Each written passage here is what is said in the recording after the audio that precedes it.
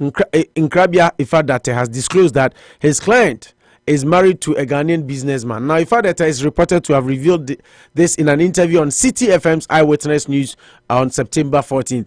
I know she is married to a Ghanaian. I know this because of her Ghanaian husband, a businessman in Kumasi and a master's degree holder from a Chinese university. He came to my office to engage me as a lawyer. Earlier, the lawyer has stated that the ongoing case, Ashawan, has been overhyped by the media following her rearrest. According to him, it has received so much traction that one would think the accused persons were standing trial for murder. Ora your friend Nkrabia that lawyer ono ne gina Ashawan achi akwama no se kasama fa na se ne lawyer no wo se Ghana one nsentwerefo no monini asemu ehu kenkalusha oni manucho mosu asemu amano katekate upo national crowd na asai aden a na Ashawan na wa galam se wo se mo over hype ade no mo ma ade na ite se de Ashawan no wakum nipa onye hwe onye boni bia na otware Samson no kase se munima me ka kire mo ma me e fa no Ashawan o ware Ghana ni businessman a Ghana ni no Kumasi a ono so ko school wo China okuta master's degree wo Chinese university ono so wo Ghana ha nti se munima Ashawan no by marriage no chese more or less no ono so ba be Ghana ni nti ni amo keka no ebe ya munyai kra munyai na ono so Ghana ni na eno so ene ensama ene etumi ababeto edwa na yeka galamse nsam no ena yekọ oru akwasi prat aso kalusha yonko pa no na kane one na ehia o Peace FM omukọ cafeteria hokono num coffee ni ade na oru akwasi prat aso de abeto dwa ene se nana adodanko akufo ado a oye omampani ede ma Ghana ni nsam ode beto dwa se Ashawan se ye deporto no se ono an flee if you journey free of mining onim no was I expose the weakness of his memory na chese na najo chese na adwene no se no ase onkai asem emu aye mmere pa eno ene nsema odi wokasai ewo Metro TV jumadi a mudi a mo atudi Anopa bia Good Morning Ghana so ena veteran journalist Kwesi Pratt this ansem no etudwa na me kotu in some kind Nibia. Or said there have been all kinds of interpretations to what the president said in that interview in the voter region. There are those who are saying the president merely is talking about his own memory capacity and he's saying that he cannot remember what really happened. Whether the woman fled or on her own accord or that the state deported her. If that is the case, it is still a source of worry. You have a president who can forget such such live issues, and it actually exposed his memory weakness. It is worrying in any democratic institution. In the US, when Biden showed, for example, that his memory was not that strong, you saw the public reaction. Even if that is the case with President Akufo-Addo, there is some concern. In Kwesi Pratt no say among for church him say nanado asmo kan no ase na enyeze Ashawan yancheno nemu oso wonkai se maame no mpo mo se ono ana koye ana se mo na mo de ne koye na no na Kwesi practice wo mo de sign interpretation okura ba na no kura de nke hu chen se ngombe ka sananado onim se ko ba ne se sananado en kai de ka kire no on this live issue dia na che se ye wo president ya oto na so na adwene no entumi contain asema na se o ka asema na na yure fi na che se no de na nka ehu pa eno enso ene ensemo a ene owura I friend say Kwesi Pratt enso ede ababetu edwa na yeka galamsey asem no na eno nso so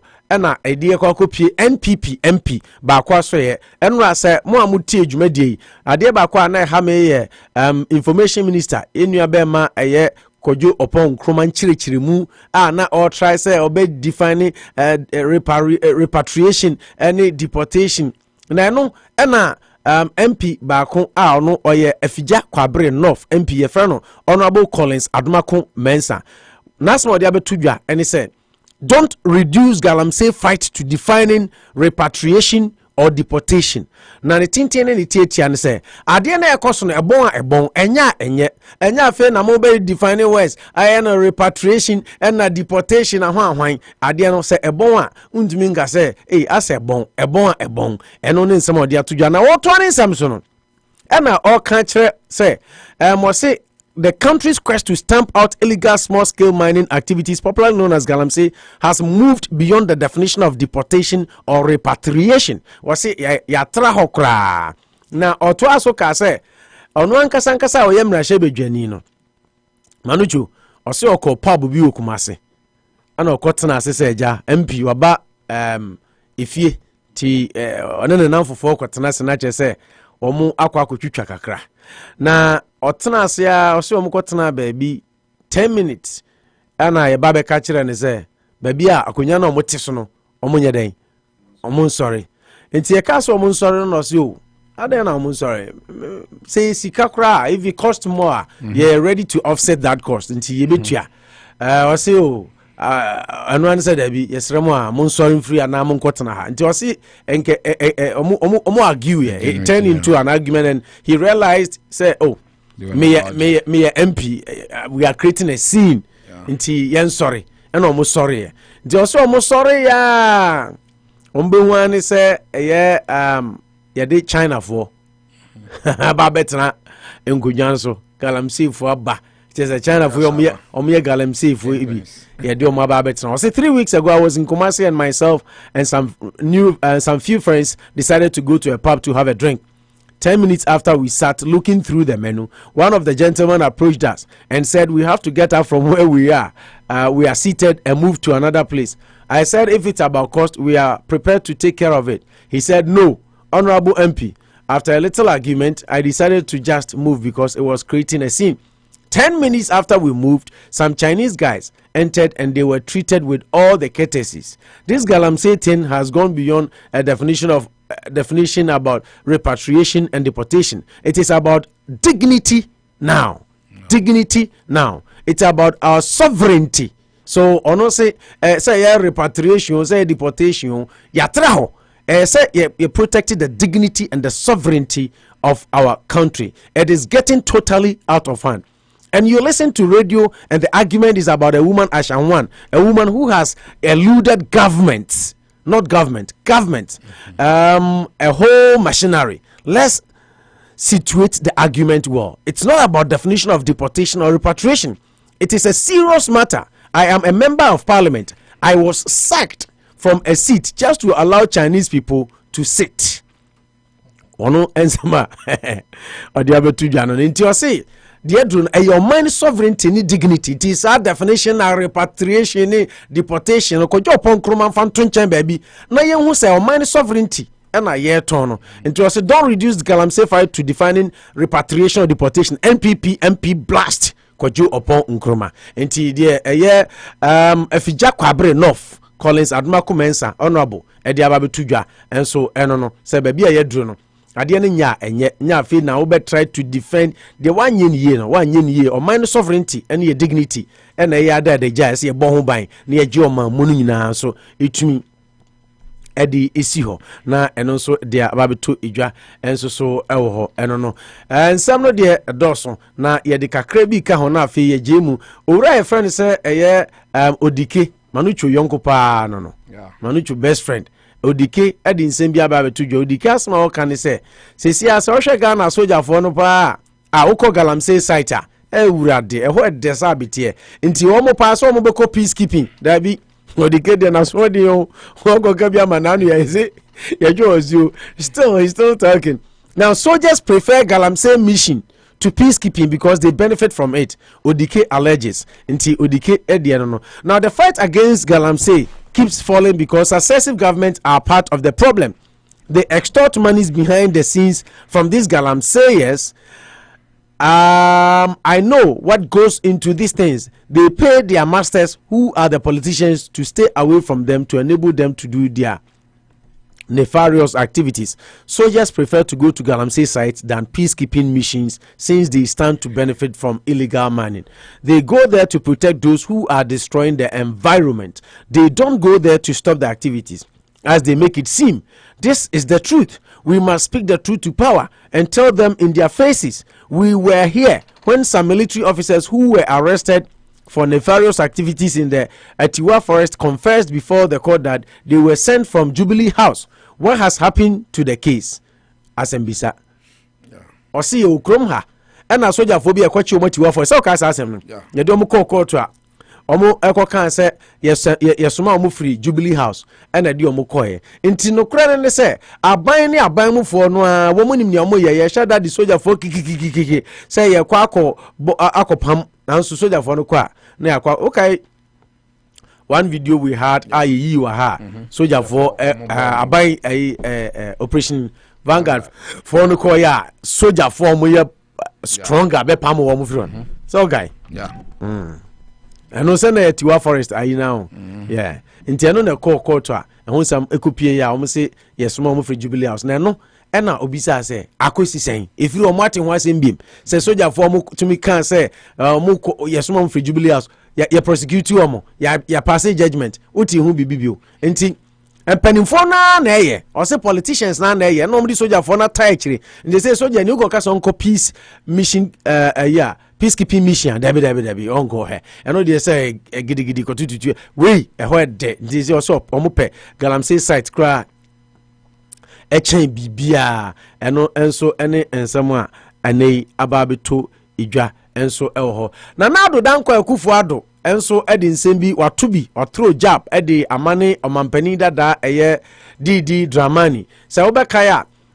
omampani dada mahama beti se emse Monday na manuche use our story na no ka se e bag galamsey fighter na nado afeli poto na no ena na nado nso atena sidin no se dabi mahama asmo kan yi ese me magana fo hu de ntia oka asasem no na nado se de ntia mahama beka asasem nyina che se se mahama no tena se pa na ohwe se na nado ehwe ne hwetropa 2016 elections na 2020 wasan abo na oda wona odwene ho anwene che se wa adwene so obeti ase but onti ase nti na nado danko akufo ado se mahama is unable to digest losing to him in the elections entina mahama soria na asembia akra ensese oka na oka obie na no bibia na oka ni nyina no eye nkugu a odiye ene chese ontumi assimilate nkugu no eno nti ena ama omampani eye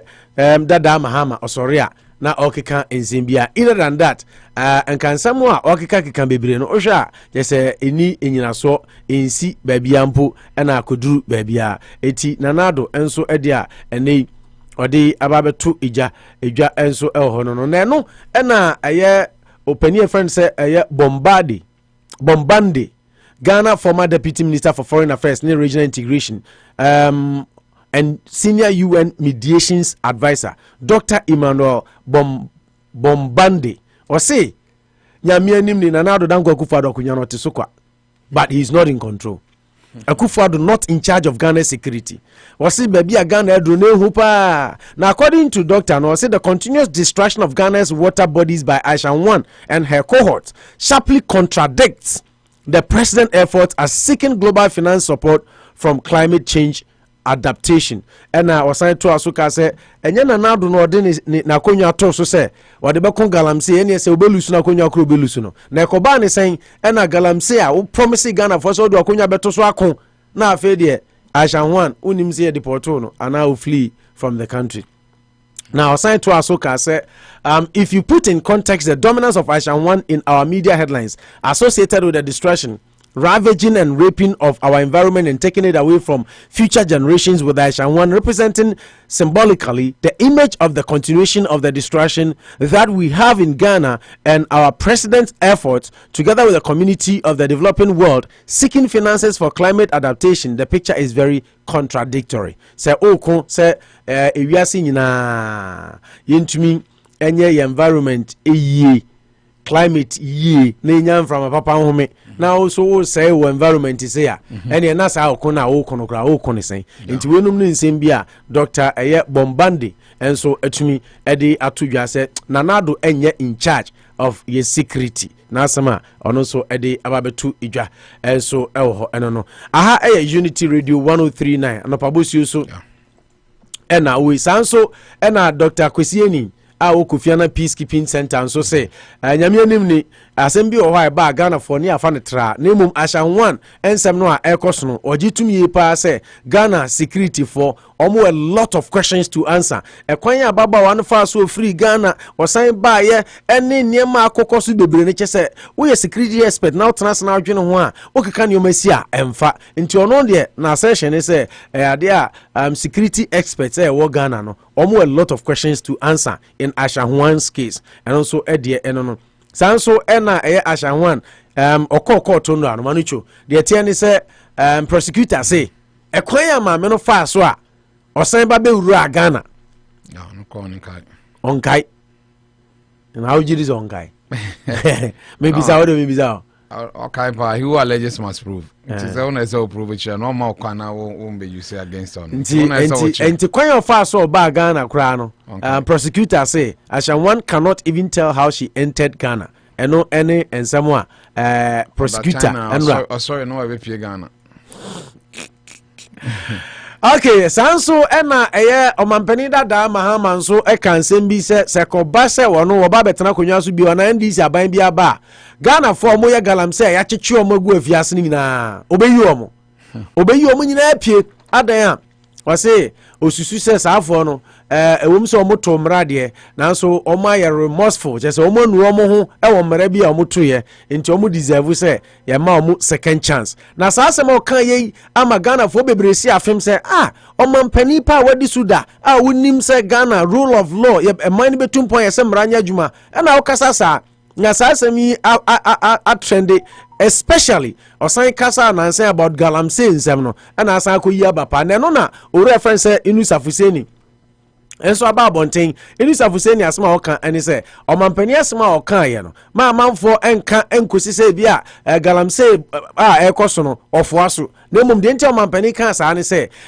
obechi Ghana fo agum na wajai China fo te sa Ashanwan na omotumi akọ omumamu na omo se repatriation ene ho anwanshi na omo de yeja omo free na mum Ghana fo ma de ye chi omo ane ye de omo akogum no eno ene nam so ema omampani Mahama ka sa nti ma obi anyina ba bi nka se omampani Mahama ka se obe free galamsey yesa na kire se o support the illegal act we any ensama inusa Fuseni enso etumi ede ababetu eja ensam de manu edoso but at least SS ne highlights na mabode tofa ti yen get straight into action na yentumi ema ba mu na yenuanom ene yetie fo nso ehu na eko nti let me start with you.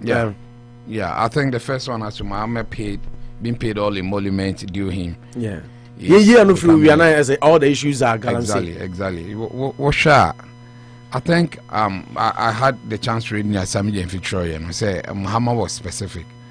He never said to him Mahama never said on Jishi in film and why are they really he never said that he's not received vehicles from the presidency as part of the package I said the man.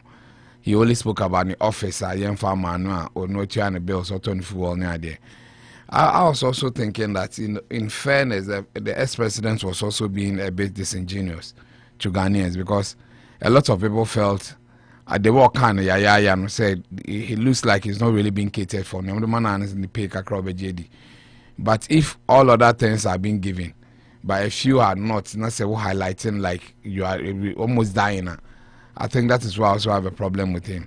Although I also believe that there were specifics that the presidency could have answered, but they decided to also go. So I published. I've had a chance on documentary Camry, Yemanu, Wemienu, Kasimienu, 2 saloon cars, 2 SUVs, and a 4x4. Yeah, and document number exactly. No, almost a Camry. The year crowd or Camry near the end almost 2018 crackers and say they wrote to the presidency now. And that's some Jane Fineka. 1 month more 2021 or Mwini Biomna. They were given in any case, in all this. I think that for the good reason until we decided so no chance no baby he will review it because it looks like because you are a fledgling democracy in who the importance or the mistakes that you are doing, assuming some 100 years to come, your ex-president be 20 and now 50, do we have a budget to support some of these lifestyles? Say a man forecast 2 SUVs, 2 say near the end. I think that when you're president now, there you should also have a life. So to be provided for some of these things. And see, as much as I empathize with him, that Brandon said, Mama Shemra announced the Constitution allows the person to set up some of these things now at the end of the day. The government should answer the specifics. Have you given him an office complex? Have you fully furnished your office now? Able to be operating from as an ex-president now? Because we'll be able to say dignity be about. I think we have a young democracy. We would like to meet an ex-president or somebody, the opposition leader, who also has a penchant and a chance of equally becoming the president. It behoves on us. Now, once we several term you are ex-president, and I believe you will want to be accorded the same courtesies. I don't know why for some of us, when we are in power, because we don't trust ourselves near the end. They all have some interesting parts. I think that the government to do us a good by answering the specifics that Mahama asks, and Mahama to say, don't try to highlight on the little one's name by but I can say no especially in this senior mom thousands of Ghana cedis every month. I mean, why will you not also equally tell us? That is why I have a bit of a problem. That almost two sides of the winning now. They are doing too much politics with it. We need to really see this one as governance and how well we should go. Never were issues and they say Mahama is seeking a second term. There's always that thin line between being a politician and speaking about the realities. Because for all this, and I sit back and ask myself that, so what about ex-President Kufuor? Is he been given his emoluments and stuff or no, he's okay in Tonkamwasem? And I said they are doing segregation. Mahama Diana there, you own as opposition to farmer. But ex-President Kufuor there, they be near the amount. Okay, says I say me catch out that same maybe about up. Emma MPP forecast say Kufuor there na sen komo the man when Mahama was in office was not given. Exactly. First has to be given before second. Exactly. Yeah. Whichever so way. I think it's something they do. Well, I'm saying, because Rollins and so cried when Kufuor, and then so that's why they had to also do it to Kufuor. So we don't need to we need to end some of these things and really have a real look at it. I'm not too happy with some of these things. That is why I'm saying I will review it as some of us want to hear, because in any case, and I'm sure I'm only supporting it because it's Shemudada. But we need a president who will tell a pressure group which will tell us that Masa, those things might mean so. Because yes, I say this is Samba, no democracy in 100 years and 200 years. I say we can't. How can we afford these luxurious lifestyles? Forecast, full world. Ninya tickets na dey nya come here money there. No, I think that for me it's way too much. It's way too much. That needs a real look. But at this point in time, they tell the president sitting on back say be review. No. So I in beautifully say official he's not ready for some of these things. They need to do the honorable thing. We don't need to really get here to really be discussing some of these things. I don't know. Sir, main question and answer. What's that? No, sir. Yeah, back and I'm saying to when Mahama emolument. So let Kalu also have his turn on the emolument. No, if we are now shifted to the next. Kalu. I mean, so I share MPP4 press conference. It was long, lengthy, 18 points, and then Sami Jemfi also enumerated about also how many points? Also points in the dorsal. It is a point and counter points. Exactly. But at the end of the day, I mean, everybody was trying to put across there. We say Yamano, the SSC demand bia. That is MPP4 standpoint. Say, Oman can say Yamani be a jabu. Say Yamani the SSC demand bia.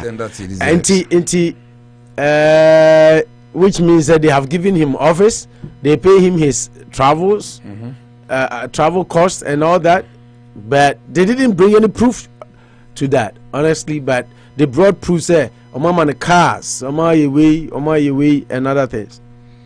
But Mahama also said he lives on his pension. So he did say when you BBF you're buying her, he talked about the 230,000 Ghana cedis being his salary arrears. When you're near it.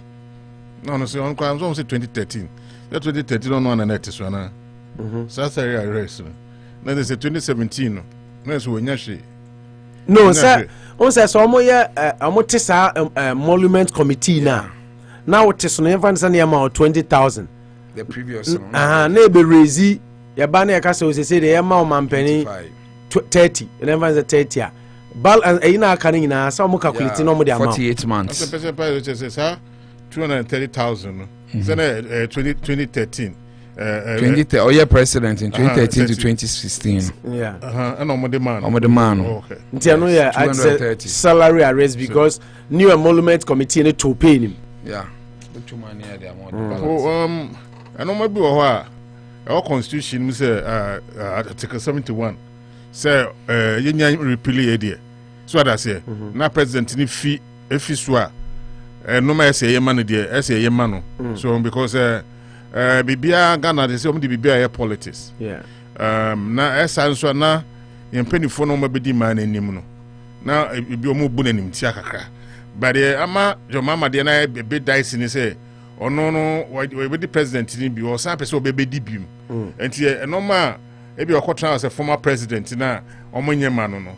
E bi o person o kana wodinya public sympathy say munkofu a ija abenja mamu no ye kra ya be serve o man na say no ma say edi man o mfa man no ono aka because the son no per public you say that 2024 no amafo betumi atro amandos kana sam opo na ofa na hwe ne fan bibie so a ya na Ghana for nti yentumi nsua Venezuela president ya oko pensioner no agi bitili ogi bitil say ye man no enyanko babia ye man no mentumi diska bebri kokotra mre a okwa bia se a nsuo no those kind of stuff from this power struggle ni money ni kansan mama opo na no chese Ghana for no anase empeni for no modi anim no sika no mbe hia fi o man no mu ehia chen say on be boa o man no no man no etumi akọ nanim because o be hwe no ma si koso ayi media na the politicians our politicians are there for their pockets and their stomach but not for the betterment of the country or the populace because it me any more we are na for me you many o ka some kra na untumi ka some but o ma be about time ba bedu a be on pese on ba no ma ba for me yesre mo ntuma yin ba tuma mo we na se bi hia so na wo ka kire mo na akwakoy abo bidin opo we there nka anya enoma bia because I mean say politicians na no behind the scene o ma mo yom no ma bi ko kokoma o mo ba bontina be so mo nka but behind the scene o mo eye namfofo nti why not maybe say Kufado on time your mama said your mama bibi how your mama twin can't share no what I say they should not try to paint the picture say omo ya tamfo a no ma bi wo ho twin can we say ko no ma o secretary bi wa no ma actual president say ni na mo famra no mo so kwa kwatro no so asem bi ha ni kwa say nka be kwa abonti no no mo so person their politics no mo dey bi ni dey asem ba say jo mama kwatro Kufado say ni monument and say no ma ye ntwa man nti mo dey na ohwema the next day person mo dey ya ba here okokotra fie na onya scan see you don't do our politics like that your minds like that but must if somebody works and he's due something, just like Manuchu said, it started from Omanpenny Rollins crying to Kufuor, Kufuor crying to the next administration, which was Mills and Mahama, and now Mahama crying to Nanado. And I know, unless maybe MPP is able to break the 8 that they are craving for, why more and break here? That's NDC San Betanasua. Nanado will also be crying to the next administration. When we started my session, I say, "Bibi, I'm politics." That's my kind. So what you mean? Because say, "Bibi, I'm politics." Because Article 71, we say, "The panel ebe kufia, emphasis see, a man on a machine."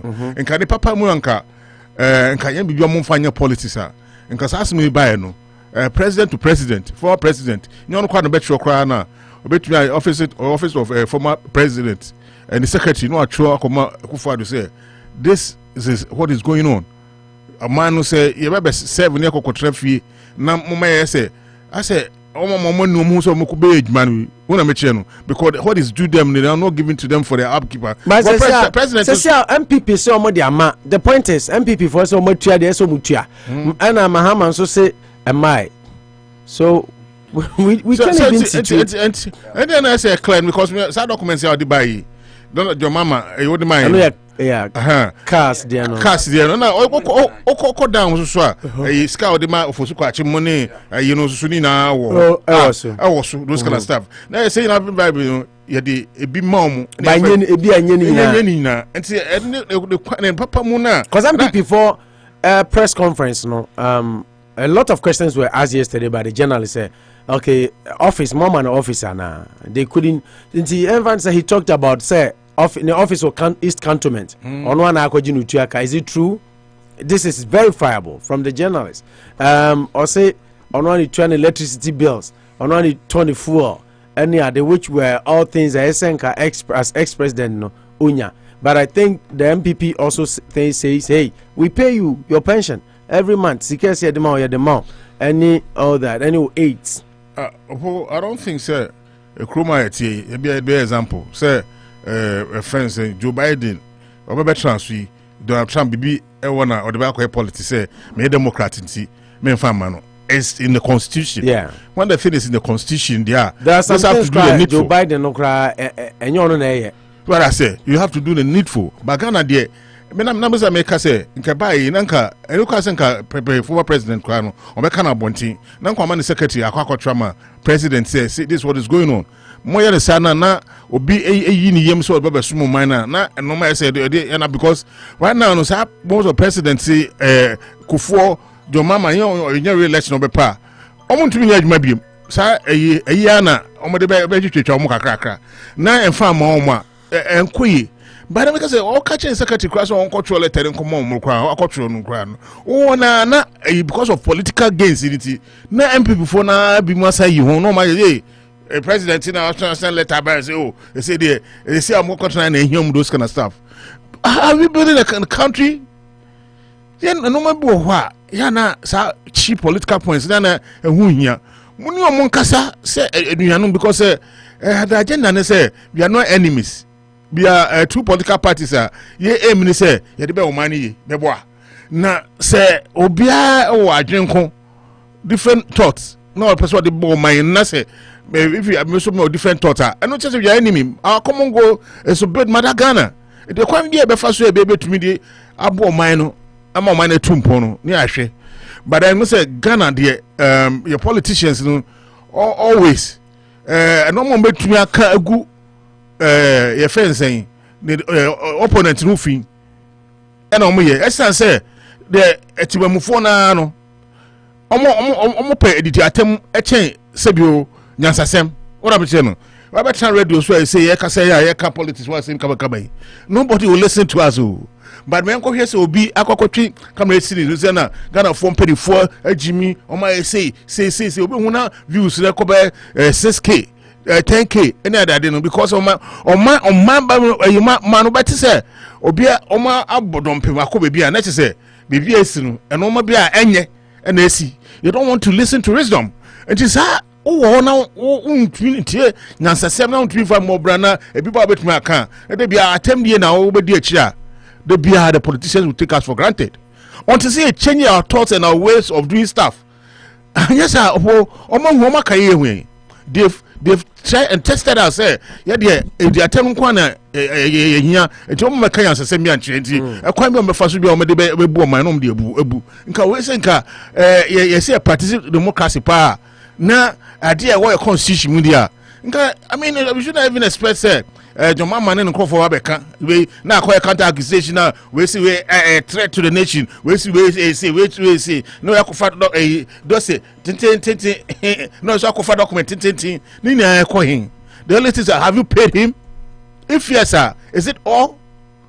if no find a way fulfill it because also work try efie I don't know na President Mahama so on case on pay no so about review Manujo on case on pay so about review John started review no as an example on himself say for now they are saying on JS Gracia I mean that's what he claims but na say S Gracia no a monument na entitled cast na de ninya na when o staff are you o mukanya na time make say was a bit disingenuous to us say no cast na yare hopa but we go deeper you are enjoying some but by dia ni nyina na mba is office Yes. You see, you remember the office thing they did it to President Kufuor too, and President Kufuor had to go hire his own, rent his own. So it's more like a circus, a merry-go-round.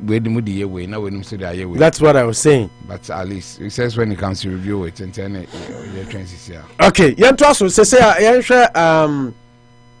Fuseni Adams, President Mama, and I share Shahuan name maybe which one, because we have 2 votes still on Galamsey, but we Meba may really see prisoners. We can continue with that. Okay. Nti yamfa no nto aso na yewe.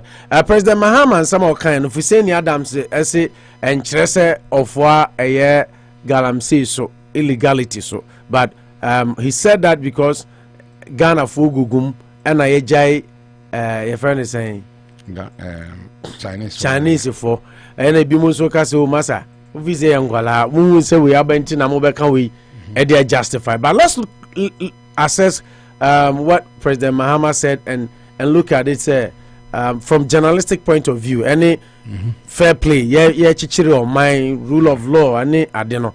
You think the president has a point? I think it was unfortunate at this point. Say then what Galamsey yes. No, that Uncle Vobium somewhere I'm rubbing Nadian. Why so Jamun and you say, Obi Pomino more, be cross at some story. No holding brief, it's a presidential way. I'm not see the Mota pa. Yenti no. Ezu Yaba Omo Mochi Omo Galamsey no. Omo Atu Omo. Yabama Omo amnesty no more Saba.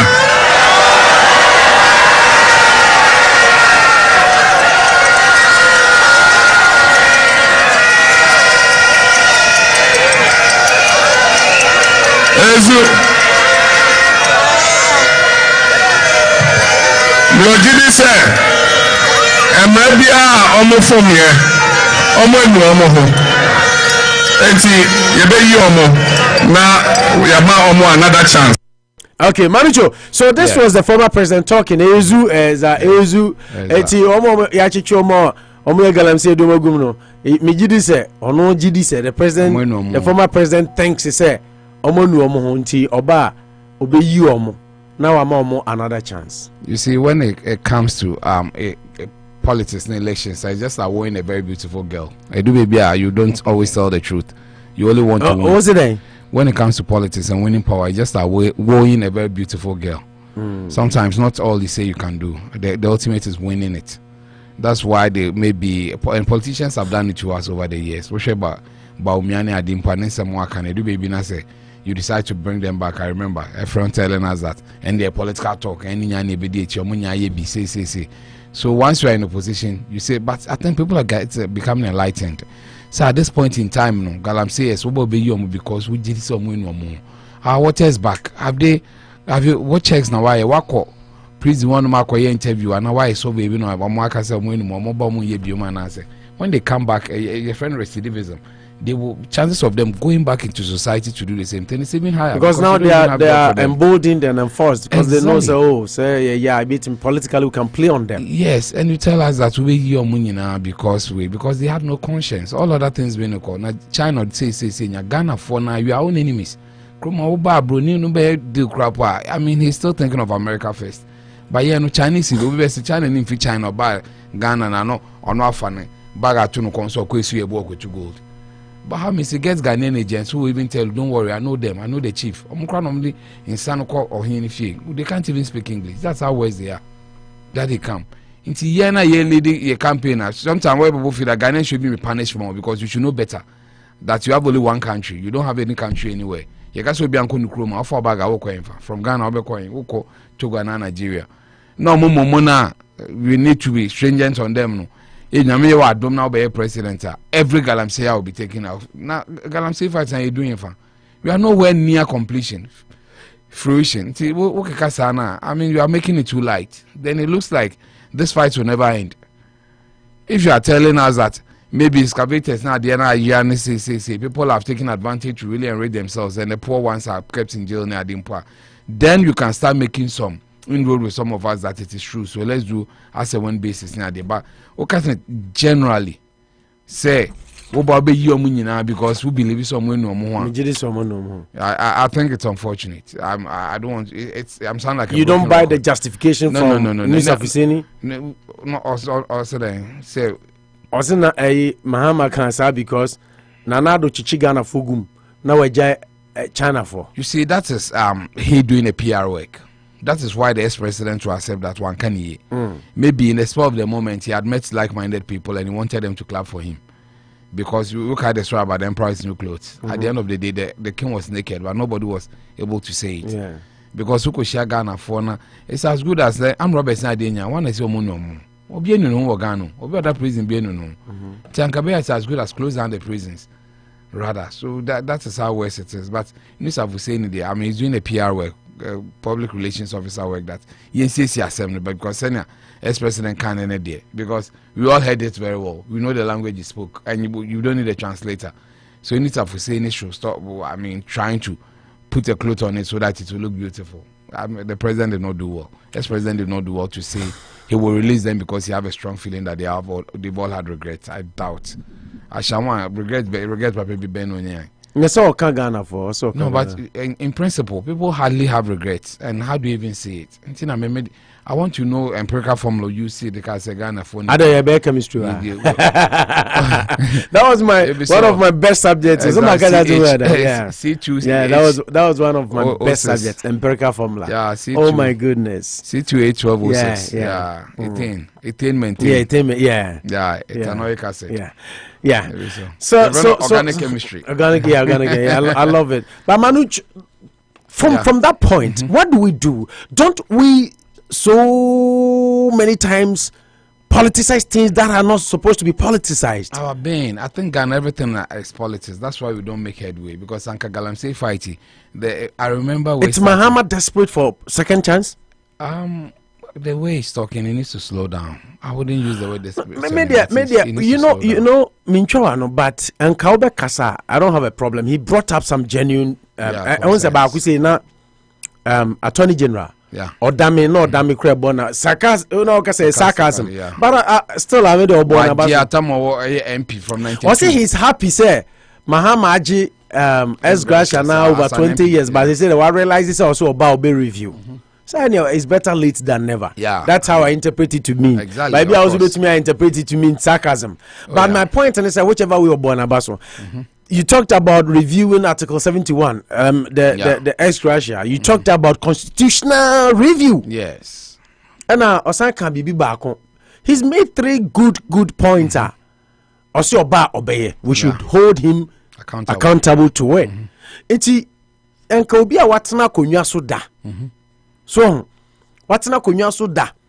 Nanka wahu mistakes nanka to say you are making good inroads to say I will review constitution Article 71 Ghana yes offer too much for us to be paying these huge sums every 4 years to politicians or office holders, and I'll review it and I'll do this. Fine, these are promises, and then there's a worker. Ne keep track. Even if I say ube release galam say voa keep track as see I won't be a day punchy. Considering the Muntie 3 has President Mahama learned a lesson when it comes to Ghana Mra? Because after the defeat, Amanfoka say Muntie 3 no played a greater role to his defeat. Has he learned anything to be saying, say, Omo say Yensu say Edi Omani nya ya chi omo na aban mra ni omu dia or say oh me ba me jidi say just like you said, there is no proof. Ono na jidi say omo no omu ti obeyi omu nyina obema omo amnesty na omo nya second chance. Nti just like you obi okutwa abodi a na come de no. No so demu I'm saying we should equally take this support, because criminals need to deal with Galamsey for because they have destroyed our water bodies. People have gotten sick, and the next 20 years, we might not get it. Okay. Yeah, I hope you listen to Minister Noka say, "See, Galamsey no cry. Ghana has never heal in the next bear." Exactly, because a lot of destruction has gone on. If you know about loamy soil, black soil, you realize that overbedding on Kalusha area power. So no, or a good Math and Agric, no Pagric, Sokoto Gudali. Yeah. over bed Sokoto Gudali. Over bed and the Diana Manina say, well, maybe Galamsey works now. There's no reclamation. Over call no, a bed dead, a bed follow area for a long time. Has Muhammad learnt his lessons? I don't think he's learnt his lessons that you conform for prison, because you see, Ghana, you're best a lawless state. You are not in a banana republic. We expect people to be punished. There should be punishment and rewards. As much as you might be hungry, it doesn't mean you should pick a gun or go to a Galamsey site and start doing some of these things. There are honorable works. What do you mean? A man of my caliber, but he is ready to go to a Galamsey site to go and destroy water bodies without any conscience. It's me for now, and then Nana Kasi Kaluti news in there. Nana Kasi anyway, Uti. Almost say kura engo just a Ghana you see anything people do for money engo yes one more hwan bia hwan bi omodi gum and bread yes bread ni bofro to na say omodi nyoma egum na media news no it was into one say say engo no so okota na yakase mukaka say odi oko Kumasi ana Accra Makola na hi Agbogloshi market bia na akoto nwo a osi ubeduro na engo ni mu achemienu Ubonsa asie no aye white na engono uhu se engono susu bibi wa ni nti so it is dangerous. Separation abem, you see, and these things will have effect on our kidneys. We call Ghana kidney area be brave because they need to purify some of these things, and at the end also and a toxic and it gets into our systems. When they be make say okoto ediane ne ade a how will you know canola oil, olive oil, animal fats? We don't know because there are no standards in Ghana. Kroma say be restaurant near they be baba crapper. The test that you have to go through. And then Michelle be say obe fixing it hydraulic castle. Almost say no. They should come for certification, recertification before you can fix your hydraulics near there. That is what makes Mekai car we have savage cry. I say expert car no not certified. Savage now turn up so you have to go for state inspection by an expert. But Ghana body was so maybe who does those things? Who call DVL? Papa near the amount. But yet then food vendors na dey nyina about profit making. We kill away meaning say Kumasi say popular. Yet then kill away. You wonder the type of oil or they are just 5 years. I the omomoton kebab near the wokwa unwade omudu gum. We need systems to start working. But people are not doing these things. Then you could do levels. People are going to promise, say, I'm Robert Scrum, by me because I'm winning money. That's right. It's unfortunate. That's why I like the way Nisa wants to. Or decorating monkey or presenting beautifully. Nanado Chichigana Fogum no Jai China Fontina Mahama cancer. But Mahama didn't even say that in his speech. It didn't go there. I'm saying for example, I'm saying maybe it's also being sarcastic. The new cliche. Say if Ashanwa is going scot free because of diplomatic missions, then why not a Ghanaian? A republic. Ghana never say on one Ghana there. But for you to say when I come, I release all of them. Is that so? Be free SHS or we was tertiary. May say. They forget the burden that it puts on the society. People end up being poor. Your roads will end up being bad because you can't say the road. No, because you a fine. Seven be free SHS amount. Then now your road is spoiled. Won't you make a jumantem? Obey the abba back. Ukana. What's in the car? So say. We be yigalam say for yaba. They are going to recycling of problems. Problems. I say. Neshahani yakosha. Kuma will buy a digit taxes. Pa. Wow, Joe will pay $1,000 and pay a taxes. I pay $300 a film. But you know you are driving on good roads. Okay. Kalusha hene yakofa nrana na ye cut taxation say chrome high taxes you see the effect. I'm dana ne honorable edin common and then na me could see Kalusha na and e fa baby I say wow na me ka say Kalusha we dey asphalt Kalusha say asphalt and I say we ka say asphalt and the coach road is master come Apostle Vasco mu hono exactly and the coach no for no enya ho ne nam na ho dey go fire no we dey car na nam so ko antika no exactly. So this is what they use the taxes for. But here they we over promising and before we realize sisiano obi power be catch us say member be be 2 wives and I say baby because it's everything to win power. We need to be very practical. When I work power, it doesn't mean people should tell him in the face. You see, we sit here and we are not too happy. Some people have been in jail through no fault of theirs. Big man be you see say. but it should be deterrent. What's one of now say menye juma no be aba say oh mo galamsey site bi on anka wetimi akoye purchasing of a storekeeper mamia memo iska, then you just go. You should be able to tell him that no galamsey dey menye I maybe honoma I don't think it's even good for my anything for money in Ghana. That is it. When I listen to NMT, I listen a lot. Na meet morning shows cry humachinka cry. Now uti manu experts ni being some of the revelations. Na osia film say, hey, so the problem is even bigger than what we envisaged. They are all matching left. When you go and decide to match right, you'll be the odd one out. Everybody obia. But I'm really shocked that Mahama telling us he's learned his lessons and that given the second chance he will do things better. Saying this, I'm shocked because so your president and I say value rule of law. That's why so headlines ni be musin some no kind of security threat. He say or a threat to democracy and all that. Say ekobasa now say you are encouraging people to go way off. Should that be part of your campaign?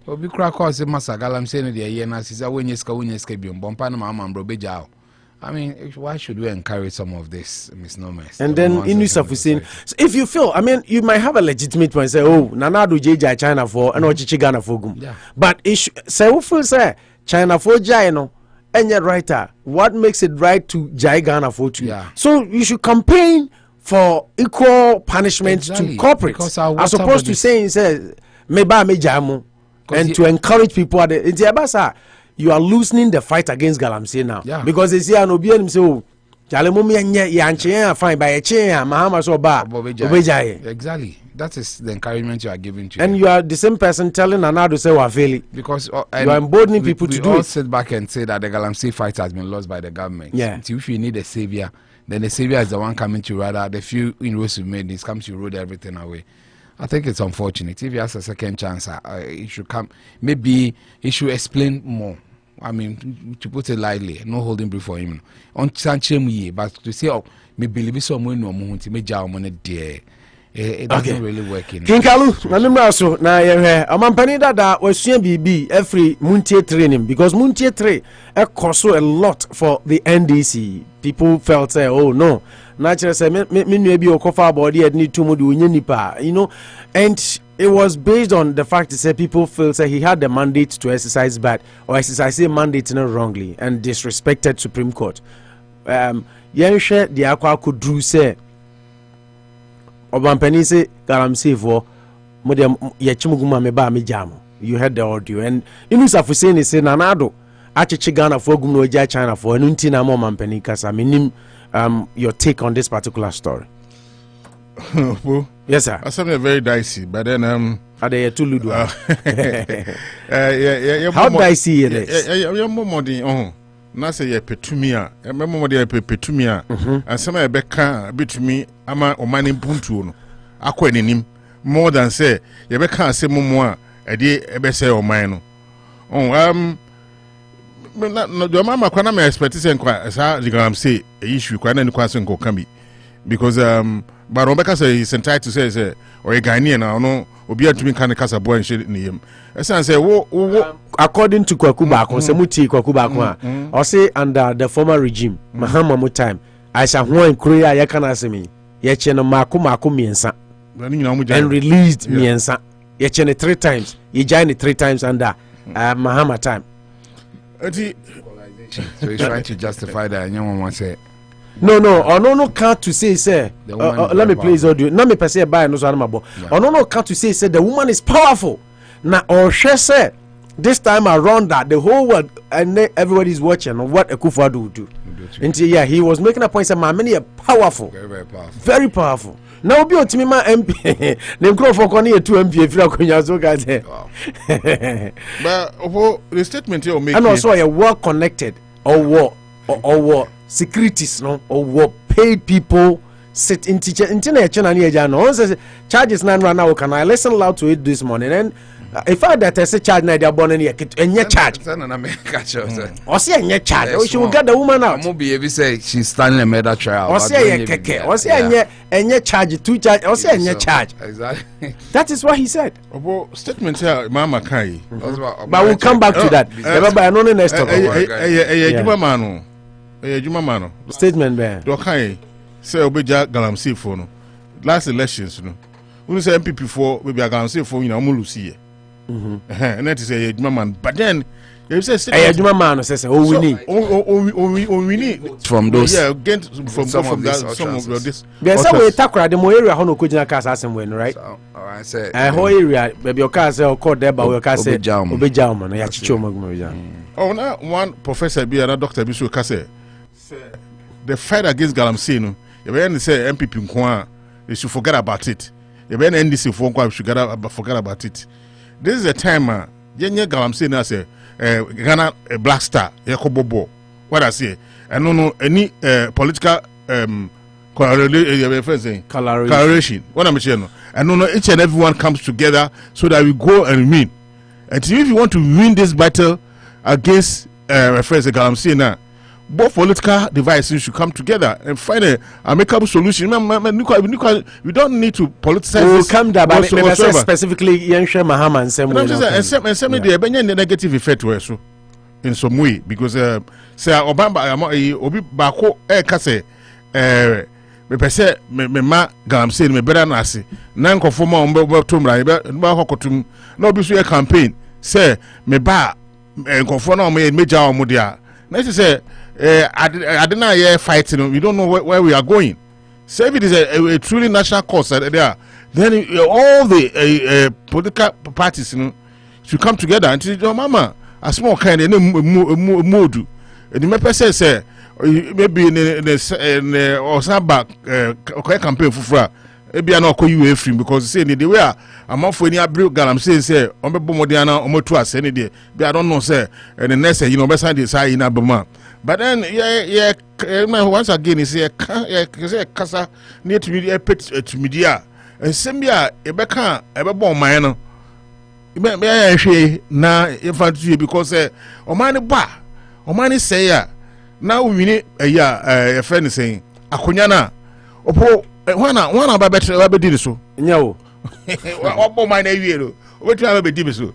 You have to just be careful. What you oppose say you say you say between these Collins and Makundi and Akambiana. No, finish way link to news of saying a small car. I mean, Collins and Makundi. Okay, say that the thing is. Just say no, the regular I'm seeing me. Okay, say a bigger than repatriation. Yeah. What be Muhammad? Yeah, Muhammad. If this idea, I mean, I just say, and I poke my President Kokasma.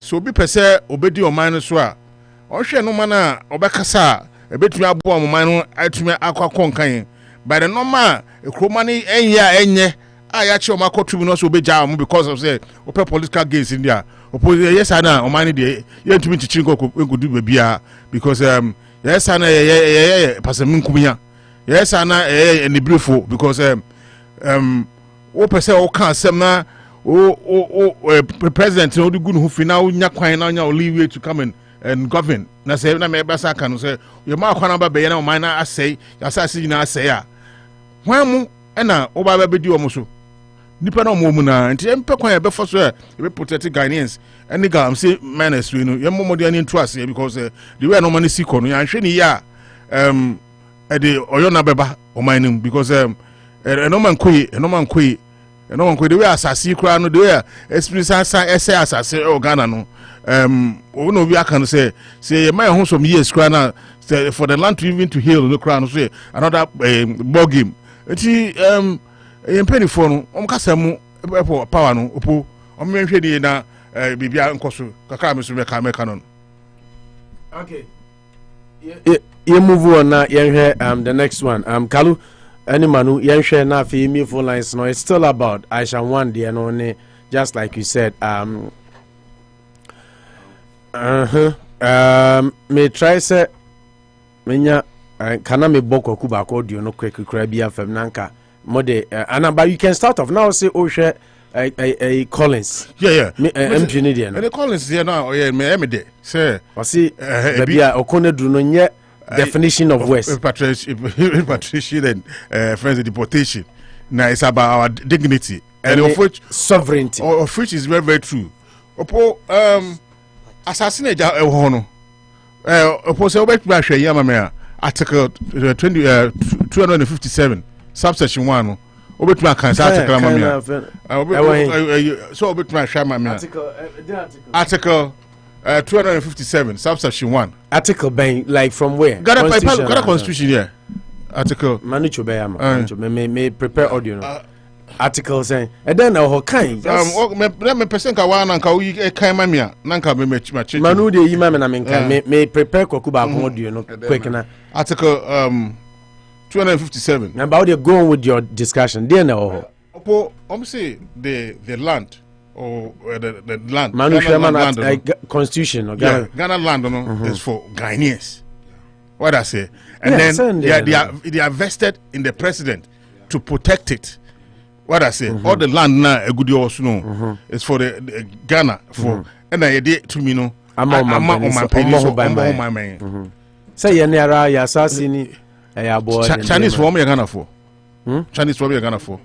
Debbie. Now dear Japadia on my penny no. The man who above home by no. Now on which a Chinese for so no metu a good year. No more say issue. I say assassin. And then I say ya di tube dey way ama na so ntumi there. E ku fa dey say yini free ho. Sentina ye ka say ade na almost start here acho. Obi ye bi aban bi aba no. No, ka say assassin me say. But this president challenged Ghanaians and he put his own presidency on the line on the fight here. Oh no, because a Collins no. Ono so okọ say okọpẹ yesambia no na Chinese forum be ye omo masem na ye tuni fe na ye nia. Enti ono hu say ese ofi the party mu by this time around no ye good enim asenti o ese ono kan bi na tiam ye first Minister of Information say maybe ade na do no wan hwe a no po na maybe also me ne adwin pepe say ya hwe a say Ghana for to pick ye crafty China meboa to pick o ye crafty China enti anhwe ne bebe no esio yesuo ye ba ko ye first ye be import is from China because that's the be the essence because they are almost is why say almost start to am say no me communist 2017 and as 2000 year no start economic ye na say me by no be powerful sanum anything business bia menya ska bia no they are trying to do it right now it me anya mo say in 2020 by 2030 we will start importing water maybe from China we don't know and you put yan show me na ade ba kusa here adwen say China for so many one dey buy nye Ghana hankwan South Africa Tanzania Nigeria no one say Africa from your corrupt bi kakra ya show ma fun kakra bi na oba na ebie sebio ne sron kakra bi a na account ye be kwaku bako audio no say because I wanna sign sebsebni now it is say opo sa friend say honorable Collins adomako say mabu ne ye pa because baby wo anka ono fi say asema be kan be good party ni hu fi no he has been able to tell Opon Kroma say Opon he say abi ade na du no mama yamfa enoma ansi ni sibira na de bia ye be kan brofa akese na ye be cheche yim na eno de emboaye o bibi adu ne ye mompe kwan bia ye be fa so a ye betumi asi sa galam se na ekoso no na mo de bia bibia ba police got a politician de bibia ba mo omo ho ayi anu yi ebi okura ngokoye ayi ye fen say onko ya research kra na onko bisa sem because Opon Kroma sem kra na obe kan bi o dem ko be do be moma wo Minister of Information now we appeal to all the information in the country na bibia ba enti tema obi repatriate you say mo deport obi ansan ewo paper na mo ye no omo ni records a obi pam obi amana akwa ye true na verbal in ye ka say onko no krom keke ene o ma be re achichi so bia be di body na be say yi na ye se on ko krom no o you know ni obia o sensan ase say ampa ba me ne kwan na wanko ene obo o ma ni the security system ni there I'm say as if you mo o ba ni security ni nko yi kra what I'm saying is say ye hwe na no me de betuye na ya tusa galamsey na ase because I say ye tie krom ene ye di hia na obi efi ni krom aba na nsa ahemfo any politicians ye ehihye omachi no mu di wiayen no mu kakra bi nte be kakra no ya asase na say oman no panyini no say omunim bibia de market aso Ghana asase ni na omunim bibia gold o omka so omunim omoboa Ghana for empedifo no mo no omo mapa anim bibia gold land gold go so any bibia petroleum na say omunim a anka they wouldn't be specific with omojuma omoye because obi am 2 galamsey ochirkrum because ochirkrum warriors so hwenyo say omunima emomode ase o me protect aman what does one protect adena no mu jeja on say obi mfi ni kromra na because can you go to China say wo Ghana ni no akọ China na omo province bi ho na omo gold wo wa o so we akọ Ghana Chinese for say omo kokutu na Chinese for komunye because omo so omo a omo hangeo outright omo ndi ensemunu so na ya man emra na fofofo ye police for no corrupt politicians are corrupt judges and lawyers are corrupt nti obi aba no ye de ope nti opposition nti ankasa ye na nti amfa no man si a o man by 50 years from now no man opowa ho man bebo because the one no masi kono politicians na di furi mo fum ayi se de o kyenkwa na wiase be se no ya hweri ya opo o man bebo yam ho man no mosa yente kwakuba ko quick na memra mano chuso kwakuba ko nsama o kan na no na ye pese yeah, but to aid the discussions and to enlighten people more with further information from veteran journalist Kokubako, yeah, let's listen to this. This particular Chinese woman, I have it on record, was arrested 3 times during the previous administration. 3 times she was released. She's a very powerful woman. Operates more within the Ashanti region, especially Kumasi. She's got connections from my own checks also in this administration. She appears to be a very smooth operative. She's built a network across the political divide. She's got her agents placed in state institutions, particularly the security agencies. And she's able to wriggle herself out of danger or trouble anytime she's touched. I hope it doesn't happen this time around. Yeah. That's why those who are receiving the calls from the so-called power brokers must be sure who are calling them, and they must expose them if indeed they work for the system. Right. It's part of the cure. I guess now people can connect to what Kokubako has been doing on this show for almost 3 weeks running. Anytime we mention the issue of Galamsey, he says those people that are arrested should be prosecuted. And he mentions and refers to some woman but doesn't say all about them. I hope you can now connect it. Yes, and she's got accomplices. The other one is called Monica. The other one, the name has slipped me because it's a Chinese name. I can't pronounce. But they are powerful. Look, and you see, part of their strength is that they built up a certain system of blackmailing. They are women, so I'm not going to use certain words and I'm not going to say certain things as to when they came into town, what they began to do, who were they, what were they, had nothing to do with Galamsey. Gradually, they moved from that particular trade into Galamsey. Look, they have, they have video and audio recordings of people who are powerful, of people who have been entrusted with responsibilities to protect us as the people. I'm telling you, that's how dangerous the game is. And that is where the strength, the power of these Chinese women are coming from. They have entrapped them in videos containing what? You want me to say it? That's why we can't wait for your Sex. daily guide. Sex. Crusading guide and analysis work. That's why we I can't haven't wait. said this will be seen in analysis work. I haven't said that. But I'm telling you, they have video and audio recordings of their conversations with some strategically placed persons from then and now, and some they are having sex with, or they have girls, some mainly Chinese, who they brought into town, who sleep with these big men or big guys well placed. And they have them, and they use it to blackmail our big men into submission. That's how powerful they have become.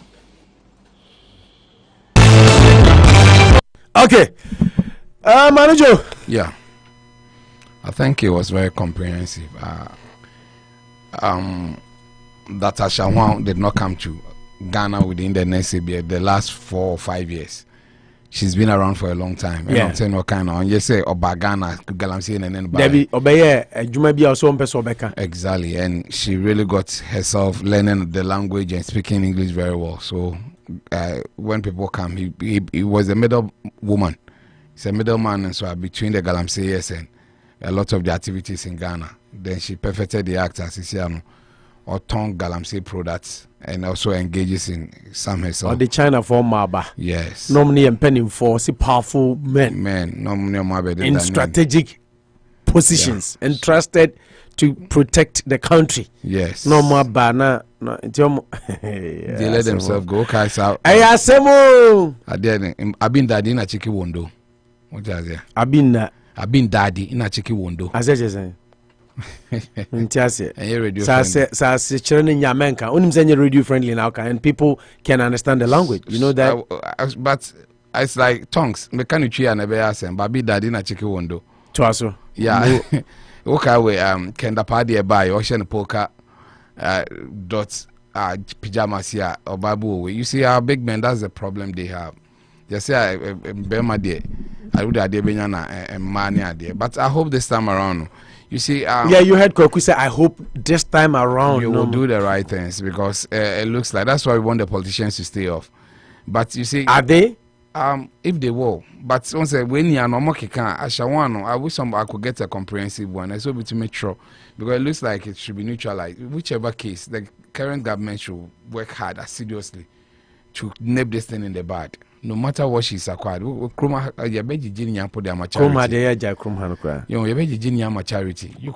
I mean, once it's proven that they are yours, we'll be big Galamsey shopping now. We'll share charges now. Dealing toy equipment. Yeah, Galamsey equipment. At the end of your abandon, what of a chamfine at the ABC? I say, Mombeton Cosin Sus and Mova so. I mean, that is how, to put it raw, Sana, she's decided to do. You can't do that in your home country in China. And China and Sonia say, you see, they've taken us for granted. But I'm hoping that the big men, maybe they will never stop when it comes to this. And Samson Crane, Jana, yeah, mortal beings. But I say, no sooner let you end down. When it comes to some of these things, if you can't really stay in yourself. I mean, so it's really, I'm a bit afraid. Yes, I was telling you, take a crabby father, Tenya, and a captain.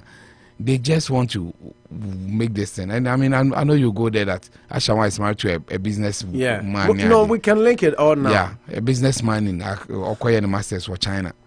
No, or buy or no crown of a contact and so stand when the year in the end. Everybody, that man, let's name and shame. Because Ashawa now was saying so now, the Indian, wo the Wawa, no call China was a coffin about Ghana. Some Brambe saying so. This man cries an accomplice. He needs to be picked up. Whoever is married to that woman, in that regard, because but it looks like people are talking and they are not talking. That means she can even be by citizen by registration. Once you're a citizen, Ghanaian can naturalize your kind of registration. Who are a citizen? You can also get a passport in a day. Once you bet me, a time will come, Krabaka said, when you're Ghanaian citizenship, because she's married to a Ghanaian person, near the no, such citizenship, the Unyano crime person, I mean, any problem, but the act and the account, I'm saying, you're free.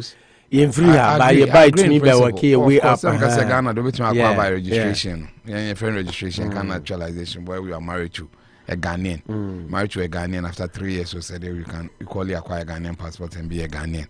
Nigeria for will be when people say they are Nigerians. Sometimes, just like you're saying, people don't learn the Dunning-Kruger effect into say Brunei Ghana passport and a Lebanese in and there happens. And I say you should be able to get it. Chroma say Ubia will be every people who you see Biawa Chroma your assets. It's a choice. So I've been so the issue here is that by in all this, the bottom line is that is why I like the way an MP was telling Kojo upon Chroma that he should stop playing with words, because galamsey should not be reduced to words. That if the woman has come back because we did not deport her, we repatriated her near the entity, she had the right to go and equally come back near there. Then you are watching down the whole business. That deportation, we are all living in a paradise of our own. Because the woman might not have, but woman cross him how she came back to Ghana. Who wants to watch and who wants to Asambe to Ghana? I mean, it's such a cock and bull story. It's been peddled even in our law courts.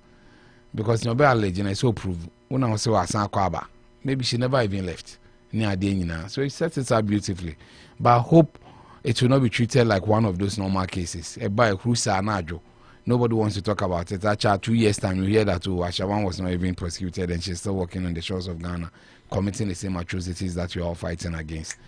The government, if they stand any good chance of winning these elections again and breaking their ATA, they should make this Ashawan a project, a full-time project. Obi so bobeji galamsey for na momonche said no, yeah galamsey campaign the Chinaman 20 years, 30 years to be languishing in our jail. If she deserves it, I mean, there should be a fair trial. I don't believe in being rushing the trial. We should prove beyond reasonable doubt that she really committed some of these things, because the mere Obi say in the engagement. But even all turning Galamsey, she doesn't even have a license to do all these things. So where are we? What do we do with our security personnel? Kokubako say your problem. And Dr. Enin of Kofi Annan Peacekeeping Center say the way Mami we asem no akoya ne kire se Ghana ba bi etinye.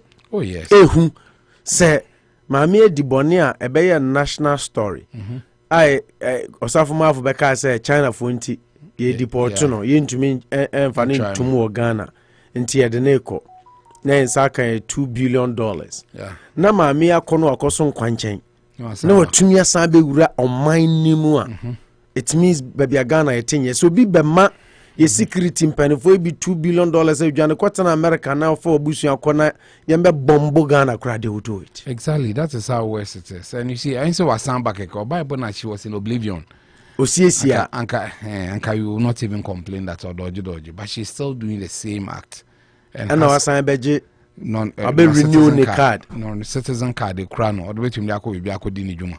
And this a card I believe Ghanaians there may be it's not linked there. I say by foreigner there, won't you remember Ghana now beje? I said green card near the Okroma. I say, yeah, who are they are fine, you don't have a problem. But Obankwa there is linked to immigration. Immigration should give you that access to a green card, and so you don't get it.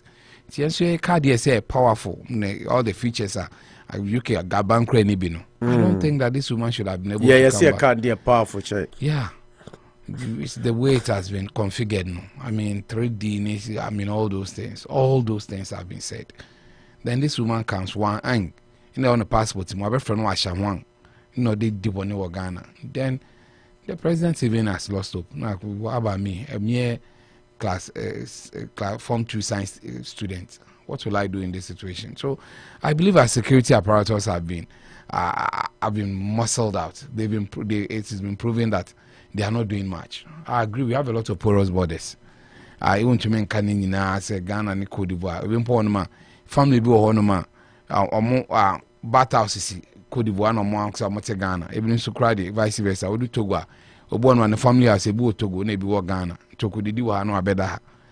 This is how well we've not. I'm sure Canada and USA will have even similar issues too. Say baby one or US or Canada we step here so US near there. We know those things are bound. Countries with artificial borders there. It's only a surveyor cadastral be there for more. Yeah. The two barrier. So we will not hold brief. That's why sometimes I do on them. I will say that some person again and then I'm Ghana na immigration person be one. I know how it works. You don't conform with your money dress asylum but they're able to go to Ghana. They buy ticket that they are going to Togo. Or Modu Togo, they find themselves in Ghana without passing through immigration. Yeah, they are Ghanaians, all right. You know all these things happen to people all the time, but not when the woman has gone back to the same society setting. Oh, I shall want for all the nefarious activities now. Kumasi based. They want to mass no kwekwe any businesses bill. I'm sure area on grant your money. And what about intelligence? NIB, formerly BNI, now called NIB near the end. So they don't have people living in the societies too. Oh, but then you are not safe. German, Canadian Boga or call Ghana, you listen and it's bizarre. No matter what, people should not die under such grave circumstances because the security system is too weak. So people are targeted and they are killed just like that. So I agree with Dr. Enin and everything. Yeah. Our security, they should bow their heads in shame. Our immigration, our customs, our this. They should find a way to protect the ordinary Ghanaian.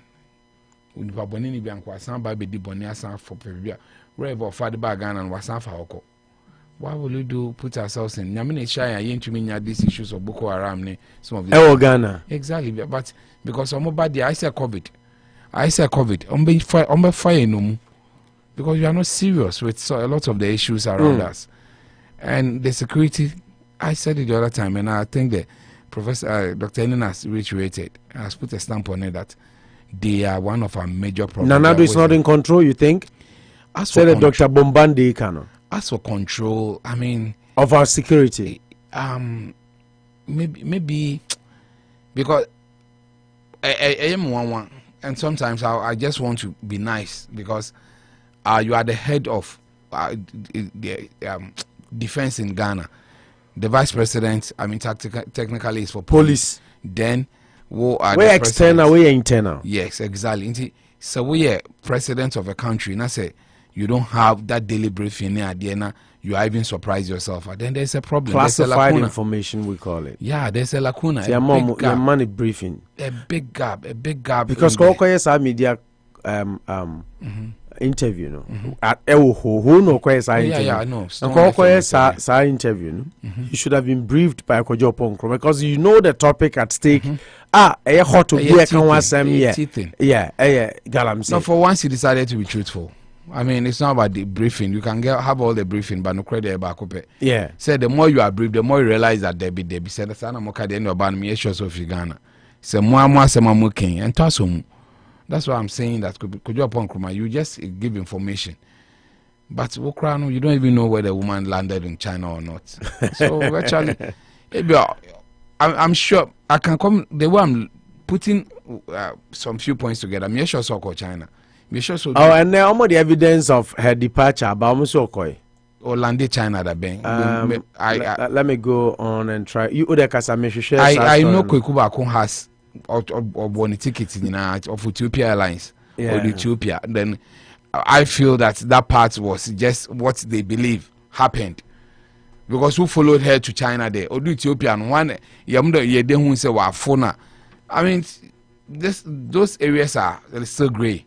I've read that story long ago. I'm sorry, after Moko Kotununa, Anopa, this our story in the Bible.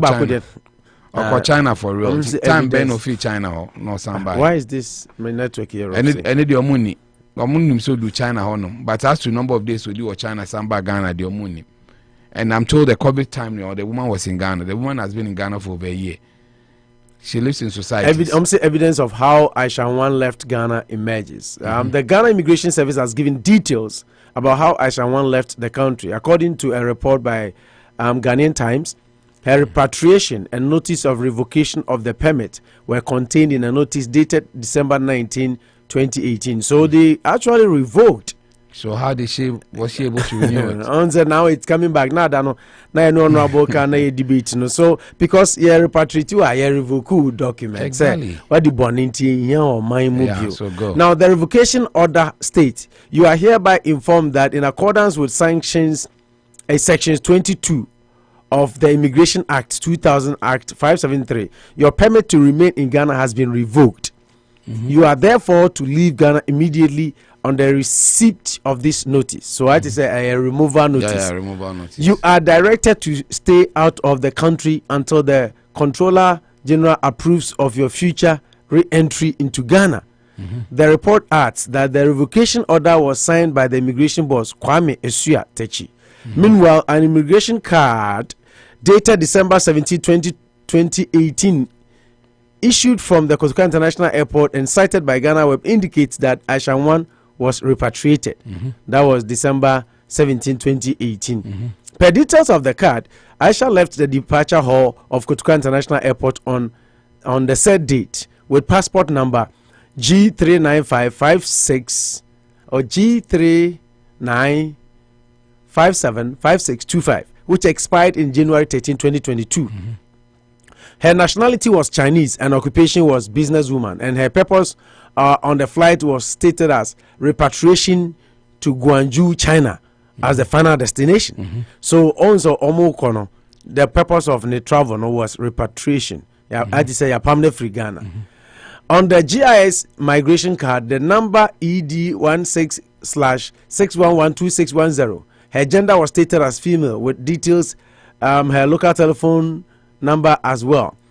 Further evidence showed the flight details as WCC RBX 2018-12 107-121-2235-7272, which also indicated that she indeed boarded the flight from the Kotoka International Airport with her seat occupied until her arrival in China.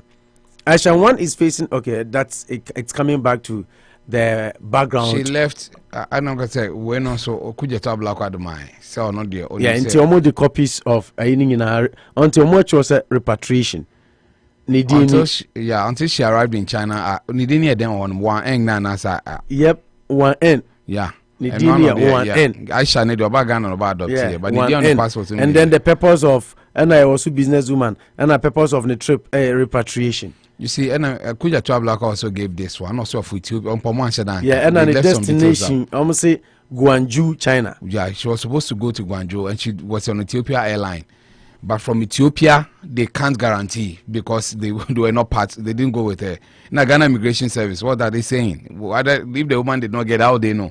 Me fi Ghana, na se me ko beba US, na me di Zurich, na me see from no man for plane now. Are they saying that they have no? But the point is whether she got to China or she didn't get to Ghana.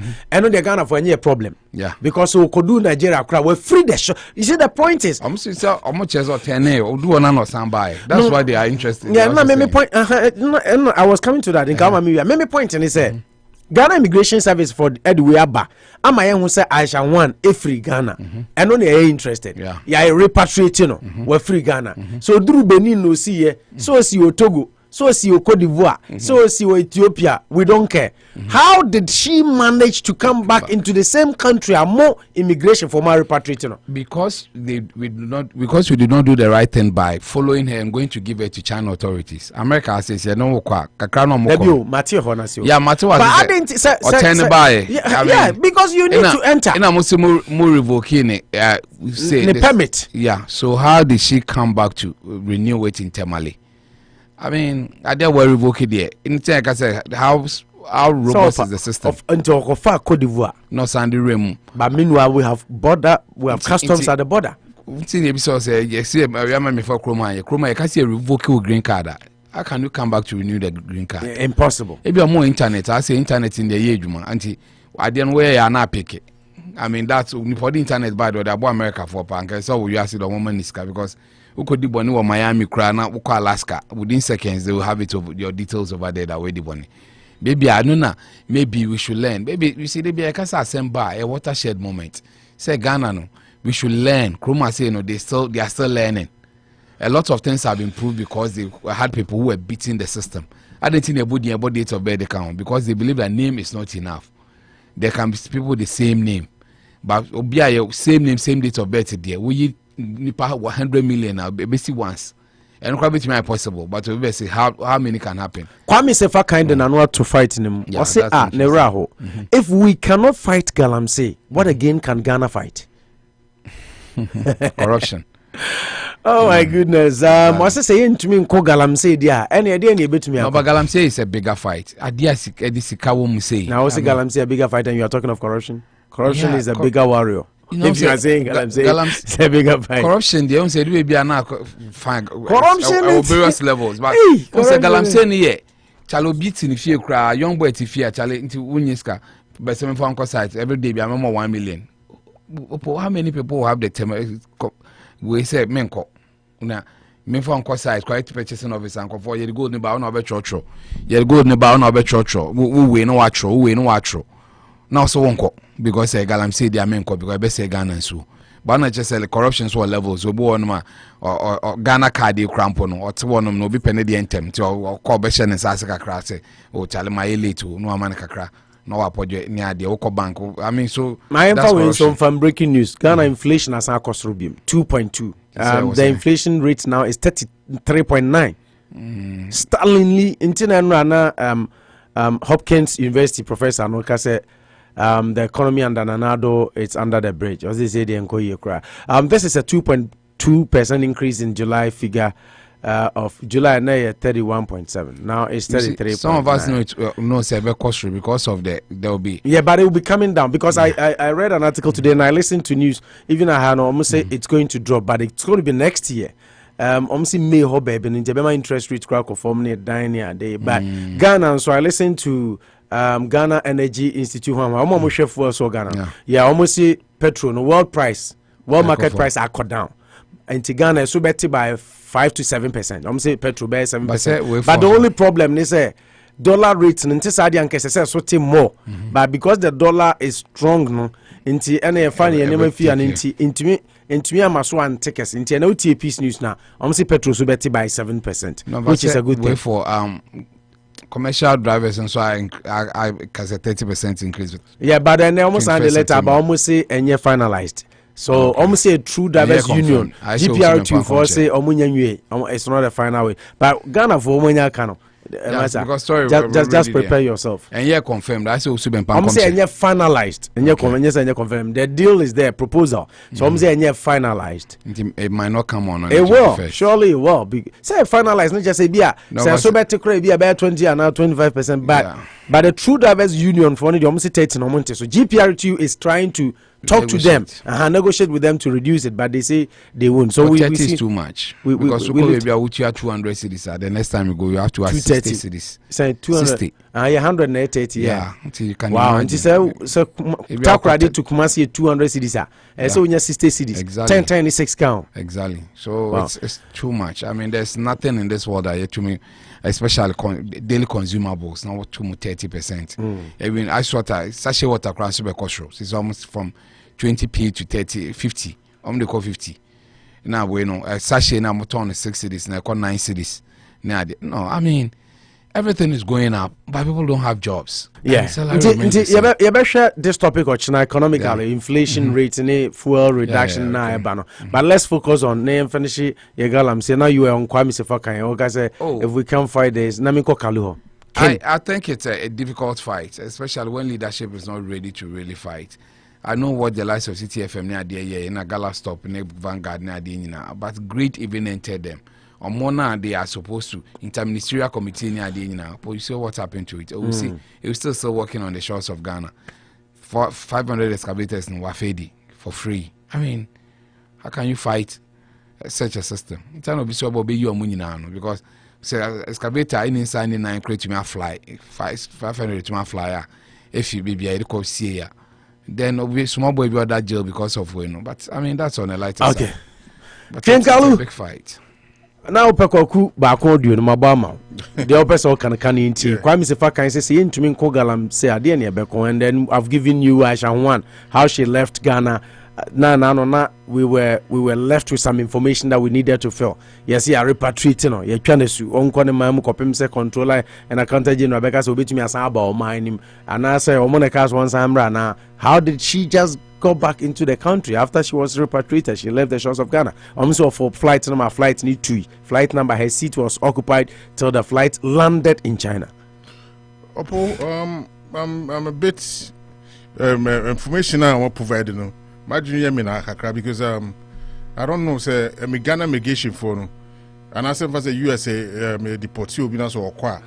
Yeah, do they have Man United Russia one. Yeah. Europa League. Sheriff Tiraspol. Yeah, now I only Sheriff for now do they have Sancho. any direct contact with the ABA US for immigration now say China. me the high example. But is China no. I mean China. There's an example say you deport you be fear no ko Ghana. Ghana for immigration am no. Did they have any direct contact or connection with the he say we be do what? Yeah. Send Rami my example of our brother. Yeah. You know, Odu here the ma airport police. Until Ashawan we there no. Sa akwasi be na din wa yi so no. O make sure say or yeah that necessary contact. E ma hu say Ashawan we do China na. There be some no munim. They don't know that. I mean they should not keep. They don't know that. And all they know is say. The seat was occupied till the flight landed in China. But I saw on one etna the seat I'm not the person to prove. Well, no, say a seminar, Missy repatriation. I mean, from I say voluntarily or by force. And then I say force, I don't seem to get to say force. They say if I couldn't do Bonia, and I say why you be and then koi and then koyana. It's time you say I shall want repatriation first one. What was the basis? Hija no man koye. First one, man. First one, Hija man koye. Now, are they repatriating him? Say no. I'm the first one. O can't say the confusion. I'm busy be a fool. I see me. No, can't say first one. Oba man koye, koye no. Wanya boni biya. Ede men butayo na man koye. Galamsey ya. Enti ho nka za word we na kojo pon kuma be cheche mu na ehun yin. Because deportation and should have been the best description of what went on. Because the person was violating our immigration law. Oba be here normal emfata. Oba be too good year. O mining more. O mine de be boy ho bra no etu ene nko fo akokodi ni free. Wa ko se the chrome for ene o maba. No o be here do mo pe adia. No more ye na se fata ma o mine. Nti ye se man ko di fie. Nti say you o ko no poti back to on no sorry repatriation and deportation. Nothing be the alinke kwakubako. Begin to wonder say Ashawana, are they dealing with the bilateral cooperation between China and Ghana until now and I say because she's trying to blackmail top officials now kwakubako kano.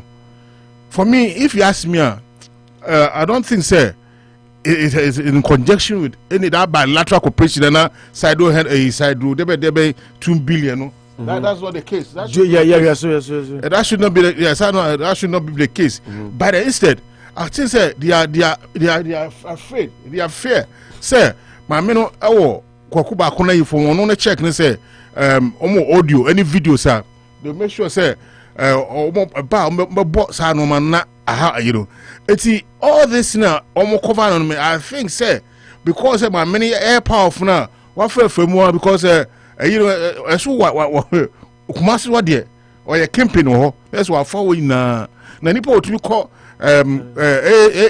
ACP Kofi Boache office kokotra e kan na to so enum sigareta etumi ma commander bi okra etumi transfer any dia that is onye small fish you just small fish crab eti opo say that woman is smart oba betra na oye no cook no now so or study the terrain of Ghana na be able to know say Ghana for no say you or the no ma because kokuba ko step no say money be okofa money be kraba o yes no say also okofa money be bana but on penifo or the abrem penifo no mo na da no ma nkofo na san atwatwa pictures no before they set up.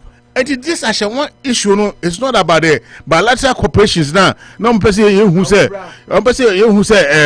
I don't need to omo the soft no but I think say because what my penetrate penifo no more Ghana no they are afraid say the blackmail mechanism now they put in place say or the core insider and that's what review no be to expose Ghana for that be say some more my mama say Moshe so no and I feel mu zip na nko for the rough off and say oh see what be deal my name near my security agent and now you MP now you president will say whoever I don't from look of change cry be ebe me ho dem ko be betu dediare be ko daga wonye yeah be menko be wonye eti be guarded out of that city onya no ho adidi eti me na be nya when they are saying they should emulate the bilateral cooperation and basically this woman has been able to penetrate with a blackmailing mechanism as Kwaku already said and I know no you're signing the penny for no as I could incomo okay ni how you nene omo for no more numbers one I could incomo because I want money Canadian be me wa penny for yeah protect say ono catch him say scar has say na mo dey wa betra kroma say this and the call for no say e bakere ka so mo ya no catch the microphone say nkofo say no person me no mo say bia no mo dey saba electoral corporation no aba be shim but all said and done this lady want to use a blackmailing system say catch Ghana for penny for say tell me na mo so na mo ya madwuma na the accessory capit now this is not the time he said right now no there it's about you protecting the Ghana right now no there so we say ya benya na koya there menye ni say asha ho ade mpanimfo ne dia Kwaku Baako ka say sex tape na no I don't think say bi kra mo be hu e bi awa koya lie kra but our network opo Chinese for no say Ghana for advance you omo bi omo some small cameras bi come for mo kroma ba eno kitikiti bi o be she be you might not see it omo de omo fast a small gadget bin kra bi na ye to bi so omo what they wanted is on that it's such a one issue is very test case for Ghanaian for a phone to know say the amount that's all your hene you a DC we a police we a MP we a minister we even president you should be very careful because man na the amount say boy who buy but from a normal accord there I say yempedi for no omo man mum ama foreigners because ya the man say protect na to protect na obey no sa basa da beko I don't think say what they are doing is right omo dey say yan kan chom say normal omo ye no yan hwe ya man no omo say man no na omo so man no na man ko dum pempenso bia ye ho be kire na bi omo time omo say man no omo kokora bomu omo te ho no omo ka say ye dey adwuma dey ma ye say nye ya anya ni yi eno na eno makokosi yi opo ashawan adwuma dey dey eno susu asan ma asa atwuma dwan ko say our security system is not even good. Just imagine, say, President Akojia baby now can say, when you say Ashawan, you're repatriated or you're deported, she doesn't even know. He doesn't even know. And see, let's say, President in Crawford, they don't even do first the security briefing. And that's how much just like that. Or mine, or be able to briefing. President said, this is what is going on. Say, Ebia Ghana, no, say, our borders, this is what is going on. Say, security briefing, yeah. And then they said, what to Ghana, no more, be true just like that. Because of mine, penny phone in your margin, say, protect your minor. Also, you know, what you say, over protect your mambano. Now, if you protect your sika.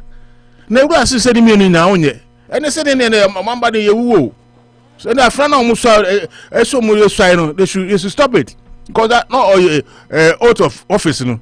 What did they say? Or say, me mine who buying now. My saying, Sika, there will be a president be a number one duty to protect the country against external factors. But external factors, na say, wo ye obi ababedi boni na say man ko nukrum na umpedi for ni ya. And some you say that na make baby say national security interior any defense no adwuma be no mo ye.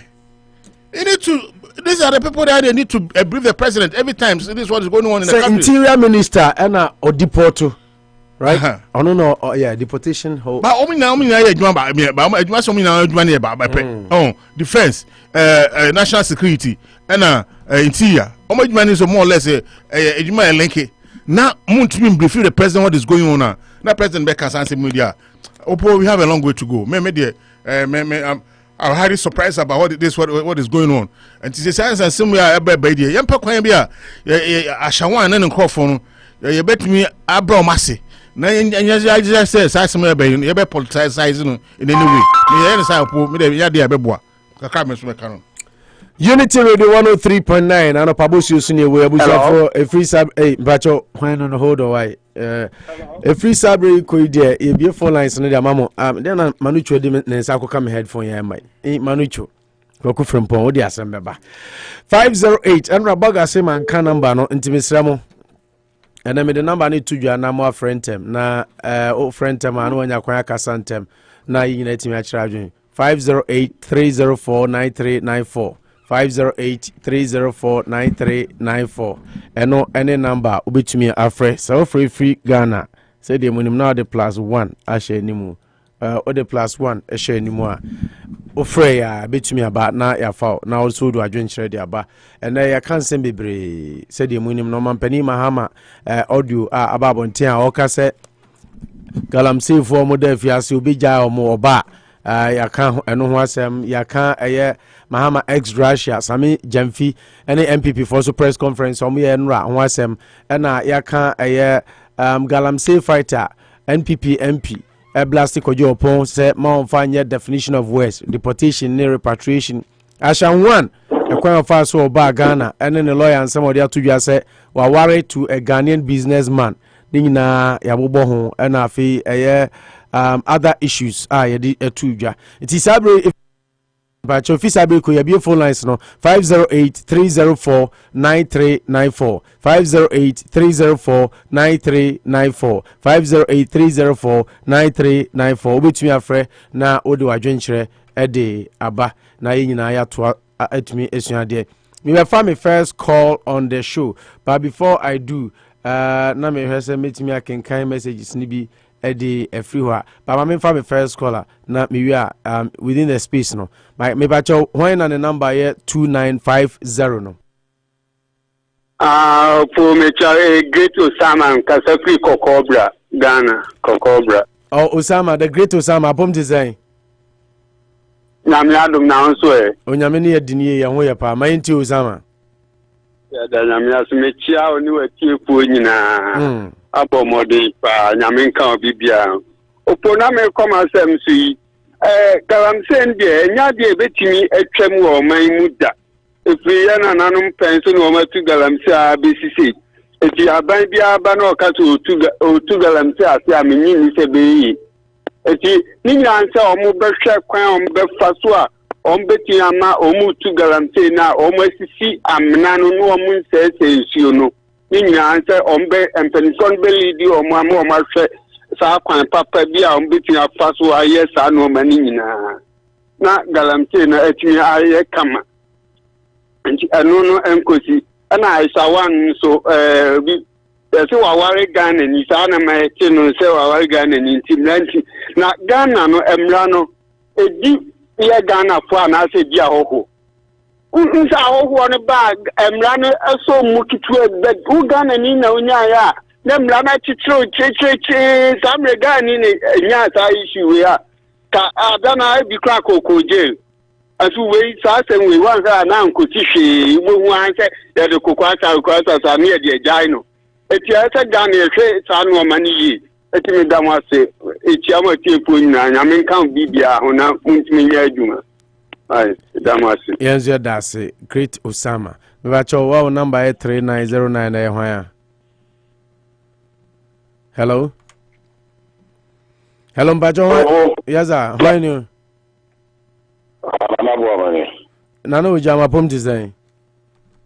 I'm calling Adama, the nature. Mention of big for a number of children. Let me share. Mr. Kujo, so continue to share our what for no abuchima moment nafi mia from another mother na ke maybe will be mention na I'm not sitting I was what because I see a Kokobra ni na no six Kokobra na mamenchiano wakasa na Aisha diena na American bibi ogo sene omoka yiwe ankabia la farate kase waware Ghana ni businessman bi wa no ebrebe eno ware ana claim no mo koye wedding na na se AMA yewu sa de nya of course sene chama phobia yɛkyi wɔn bo ase mpatam hɔ no yɛ deport wɔn so migration for and I think some of the saa you asande say my so me ram the asande o esa fa ko ti man ko fu abɛhyɛ pum a wɔn yi adwuma okɔ bo ase airport residential areas o ma se hɔ no nyinaa wɔn kata ma so na so wɔn kwapi anyi kwanya issues de be atano court no obi ase deport no so sa be fufuo yi adwuma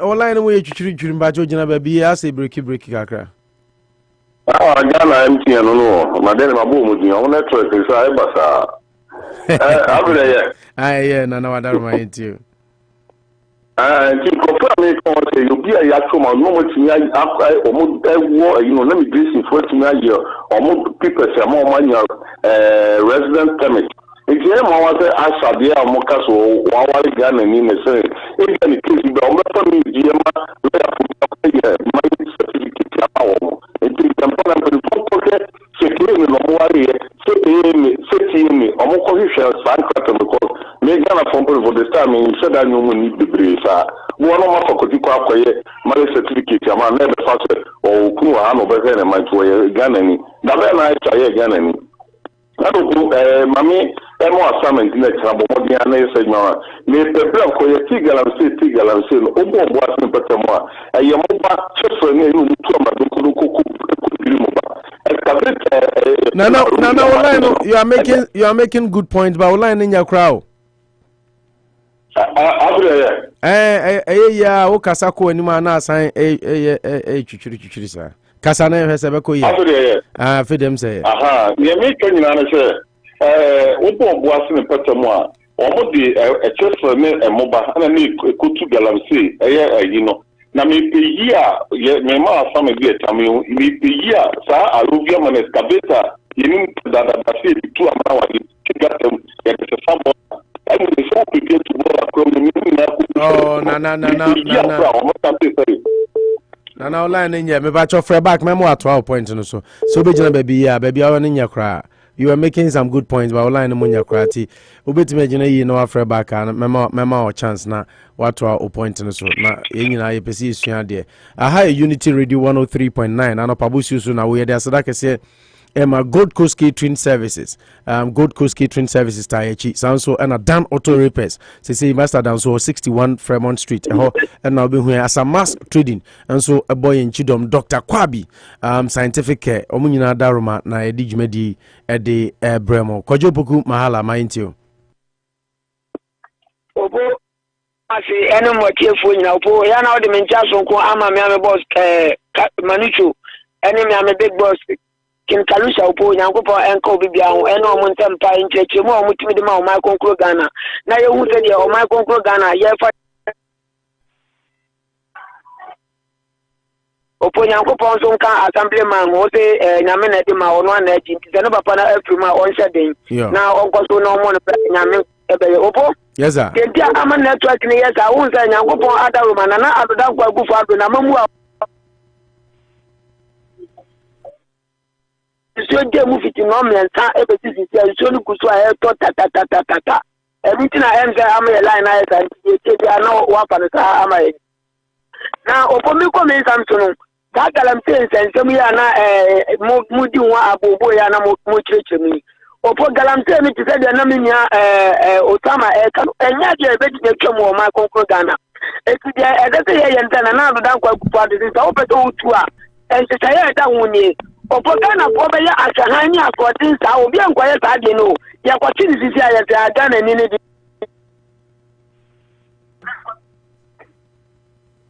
Ghana nu na ma Ghana yen ko flow ya se fa sa kwan we so wo se me de nya ho na me fa me da me fa bomu kwan opo na ofa bomu kwan na te bibi ko ya wa e ya hwan na ye e ti be se Ghana fo no mo peso mo ye garam se adwuma no po so peso wo ya fa kwan pa no so ne ye na se ye wie so fa opo emra na ye tutu ya ne yenka hu na yenka feli atase ne se de be ya yensuo ne ye hu ne ma na e se ye kokwa ye tuku no po ye tia ka ye bibi fo fa na Ghana ta ye ne o tsani nyina ne ye tia fa nto apa fra na mo se ka bibi ta an sha China fo na be play so no ko ba opo ye tia e ye yensa na ye nsa no no elam se na ye su na yenka ta mra no po e man suo ni sai eti ebesra yemfa kwan papa na na do dan kwa kufu anu se yemfa so yetu galampe no opo ye disamra no so me gidi se sa ntuo na mo de ebekra no emma na emma tra emma na de tie biem na me tieza prosecutor say asa wan say won timi che kwa ofa so ba Ghana o se de be opo ka security system na wo ka no ka wo mu ni se kwa na se ko to show mu no mu busa kwan kura ma me na ofa so a o immigration o mu busa sa kwan ben ana ma me fa ko ta ba Ghana o mu no kwa immigration for no po se ta se mo ye ntimi afro mu musa o mu a na se Ghana ye kata so mo mu a so to ta se mo ewu nya ye a na ma me no to po e be ya o mu ma ne nko ne ye japade a o ja no ha no yamfa ne ntimi fa mo bra o po mu ni nyame nya suma Yaminka ho Kwajo Poku Mahala enso edie eno no you are still on Unity Radio 103.9 the adu nusu sisi Olumai apom design Olumai apom design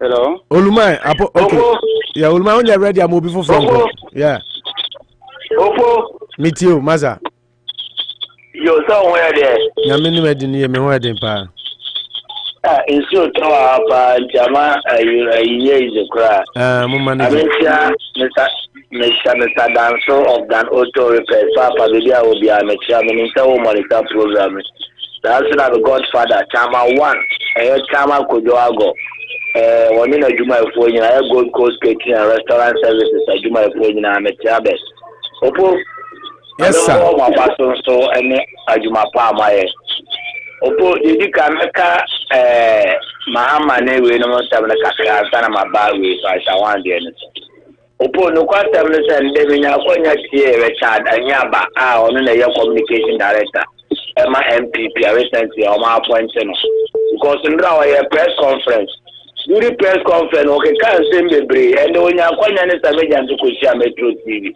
radio be bo video na mahama kwotna president you train a busa no and obusa Richard say it is our voice we press conference no yeah not ane afedie video no nsema okaya trend ya be busa no say wan kasa o sambo video review o sambo video na that is asema mahama kai na obugina so ye press conference ka no obunim de omoye opodi ampesa me kanyina se me obi ana mahama ebe sare akonya so a efi anu otimu anu so ope I will come back and say, I have it. Because over your president, a privilege will be all mouth.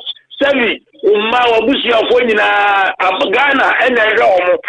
It's over Saria Kunasa. You see, Yama Fiba, Yama Fiba, Yama office, Yama say, Timamono would be like home there. Oba or home Jama won't be there, you may be at here.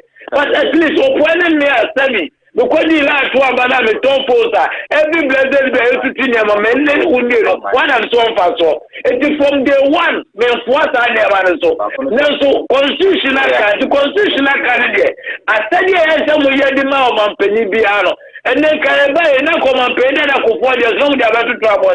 But any day, the Oppo, President almost said to swallow. The big, of now, no more regret it. Oppo, I shall want to send me. Bubo Odia Mahama ye oba atinse 2020 audio na mobo yi awo ka so oba obeyi o ma film yeah and then before so dey yin na so at me no ye campaign appear konya didie but am say me on na ye ka we should be careful the way e na o pese o sika am e bia na nya sa na o ka no but when you ka dey say gugu ko ka say e friend o po ankwai ayi maame no wanya de onye sure so mu fortuna kojo opon kruma try say obe justify no mo be correct asema na ko kwado aka no ebi na mahama kai wo ka so be yo mo film ana wo ka so wo tam ka wo deport Chinese for me mo ko dia that means every before so ma asawa ko ya o mo so nya pum so because ya chegana for be bre agumu opo and then videos almost you do my coaching work parker. What do the Ghana for those whom you're telling me 10 years, 5 years, 7 years? I shall want to say for it, and then though from Mahama Tam and the Mamina Yajuma and then this in India no Becata, I shall want no Nimono. And the soon to Casino when you come time as you are channel and the Portnam and the Wasaba minus. It's a manophobia, and you tell me I said, Yaman or something. Near fighting for one cause, near no quiet before Sangalam and stay in school, you may die. And the Mahama say, and now Kufuan say, let Galam say and stay in school, not say and I have politics, no way come on, no way come on. I'm following me in answer before. Mahama said, Mushi excavated. And with how much excavated, that means Galam say, no cause one from that time, or Piano, what's my head because I'm back now, Casa, Obama, he's up on a film. Kwame na Ujila to hear you over film.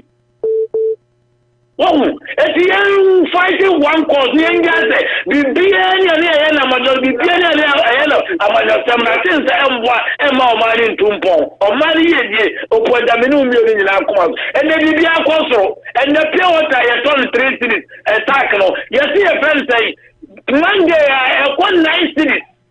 Okay. Yeah, my master dance so say o hangi o call na friend is here. Okay. Nana ojambo ama na o kasa na point no okay. Me bacho say oba so na me mfa it means I already have 5 people on. And it's oba so na say me nyam peke o call na just the phone can pick 5 people at a time. Nana ojambo ama when you any point because we nyina here because no make a good point. Nana we point no we are na Ibrahim ko. I will be can it yourself continue to Ibrahim aba.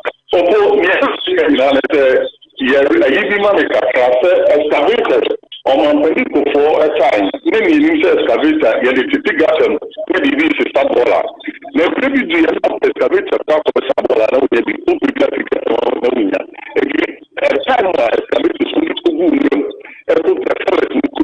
Nano Jamana online in the ground, maybe I'm going to be on it. And then the Mza, I shall want to saw line more. I still I near crying to the upper end of China. I don't know. So, but me different line. Via MT and your number use Vodafone now. And you cry, Yante cry. Yante cry. Ibrahim Abum design. Hello? Ibrahim Abum design. Boko. Nsenu na so hana. Ama ya so ya shikakra. Yeah, my into yanko. Yo nyakufo enka hono nyame show na menkia Kalushan Malicho ni uhankasana menkia na ojam na menkia Ghana fona amujuni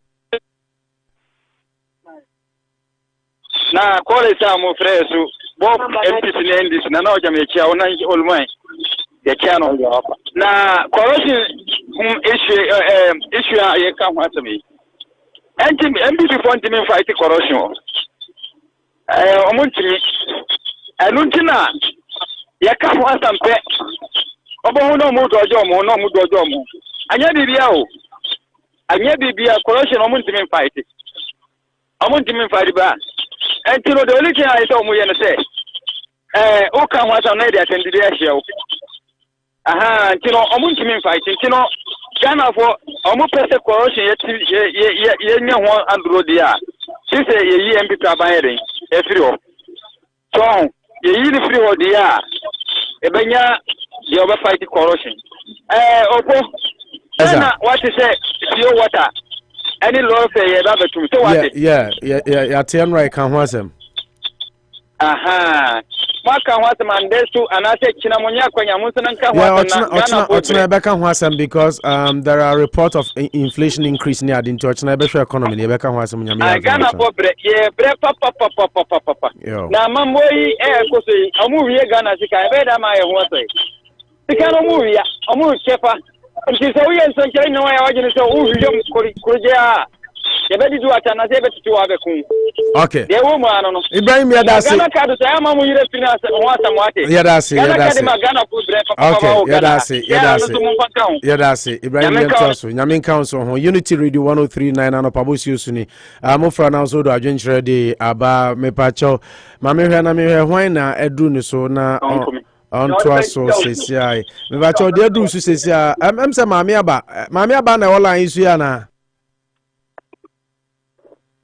hello, Mami Abana, number 4894. Mami, hey, I've heard many ajumati Mami Abana. Can I say? I don't know. I feel, sir. Oh, Panay. Yes, Antoa of Anopa Bosuo. The only female caller. Now, if you are my member, na bunkama fast, ni enti on can be. The other, study. Yeah, no, my name. And yet, Papa, Yeah, some mind too. Yanko. You, when you are near a tearful in Unity Radio. It's my boyfriend, Manuch. Meaning, since I was done, you, Safe, no better, you mean. Question out the man, Mabisano, when Yano. And make a Kalisha. It's Yamudina. For a mechanic. It's a Siano, ex-resident of some now the kind. Or the Casa, Yen Chiamana, Nasa. I don't know about their reforms. It's only Obama so they gas reforms near there because I believe advanced countries, ex-president, it benefits of me, Gamma higher president, and why do no Musuna one? Because if you are after year, I was here and the house made the Libya, and as an ex-president, when you were president for the people, I believe it's a near Pianica. And to say, when you are whom Jim say, you are by your own fuel. It doesn't make you any less of a ye as others. And me, I don't see this as an issue. So if not, or more against that, I don't see this as an issue. So what is you him almost not a moon. It's up to you to sit down with them and then dialogue. But this shouldn't be a point for interview or anything. Because I say, we interview after there. You still, you can't move share. Yeah. Because it's always about your own topic. Maybe among say about what so now they are trying to tell us sweet things. Hate the ruling party so that they can get the position. I know the Ghanaians are more learning than that. My way is discussing what really happened. What economic things are not right. But they are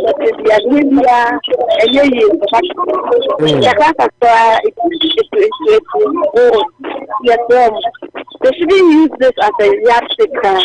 And also as a one. In fact, all those who were involved in 2018 now the team, I think they have to. The person has to sack all of them. Yeah. Because they didn't do it that well. And for a country like Ghana, and for somebody who has been reported to come back without even the knowledge of the personnel, and then even without records of the person coming from the airport near Dana, then it means that nothing is like yeah. Without the knowledge of the security personnel and as a security expert, am I near to know one day now? Without even anybody's knowledge. In fact, we are not safe. If it's like that, we are not safe. The security personnel, they should up their game. Okay. And do something about it. Thank you very much.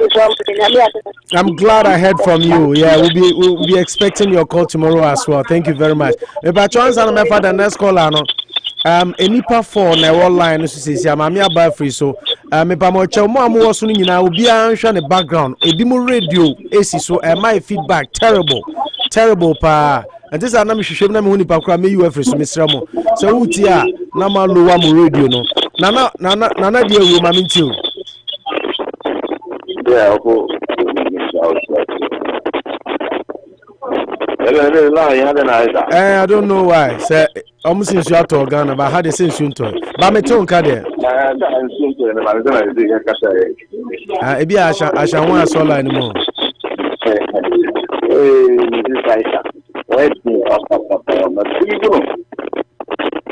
You should go on 24 card, and maybe I don't know. Yeah. Now, with the near now, or no, I sent to you for German or the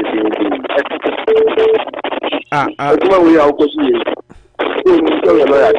but Wawari na Tenisia. Only pay a chicken. Me bacho. Nanadia will hold on. I think the noise is coming from one of the callers. Somebody's walking. Mr. Oh. Me huni pa kroka. Nana odi akasa. Yeah, no.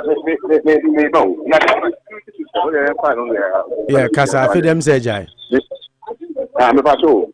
Now, this one, meaning that security no expect because you're head of security, no. And yeah, the president. Kandapa. Yeah, Kandapa na head of national security. Meaning so one, you know, idea. No, issue because the TV issue outside. You know what chocolate. Now, I want to obey it. Omoya etimwa yenje abonefo na eji ombo man the story to obamba akoya owo say ship dealers or whatever okuma yeah ojo omanya woni ohoho nya asem a ohoho no mu no e wotumi che omamba obi a wedi boni sei na kojo pon kroma de tina wo side and no yo ko kunya kese no so kwa no etinya pa mu aka no pre. In Japanese, you have to say, you check the president. You should be here and functioning. If we no be here at the fan of home, you be even the first one. And again, you or could be a was a fast one. Your pop on me for buying. And I can't even hear. It's one or who. About you kind of boss. We talk about why you very much. But in castle or Yenita. But a bar, it's not our many. Abba. Hey, yes, near my ancient fata. You call if you watch it office called no jobs are not count after so. You be and you're in the baby. And your man knew him. That you're all sarcastic on your general. Oma ben yetimi wana fo munya ise asemba mahama ye sei ene kufu adon so aye sei nti se ye mahama ye ya ye hu se ye hu to ye nti ma kufu ado bayo na se kufu ado abana so ye bia yo no ya titumi esi ni se ni ye so won timi mo ye hu bayo timi ye yo tisu te na mo sa ko refer to one to make a check on the chair. It's a different you want to say. Galam saying the intimate to us here. The bit makes Galam say, that you have strong leadership. And people, yeah, who put a show. I think what would be normal. Yes, the entity the cancer thing. And wow, but why? Yet you castle, their prayer comedy. And you figure Muhammad is cancel. They did you. This cannot come agalam for Woody.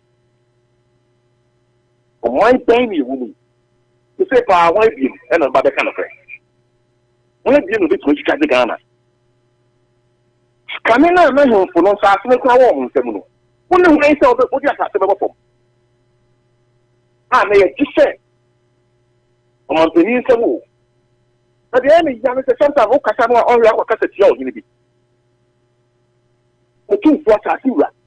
What can say ya? You know, it's my telling you that. And you see, not sure you'll be talking to you. You're very funny, can I hear that? I don't know Papa Kai, one a bane or Papa Kai.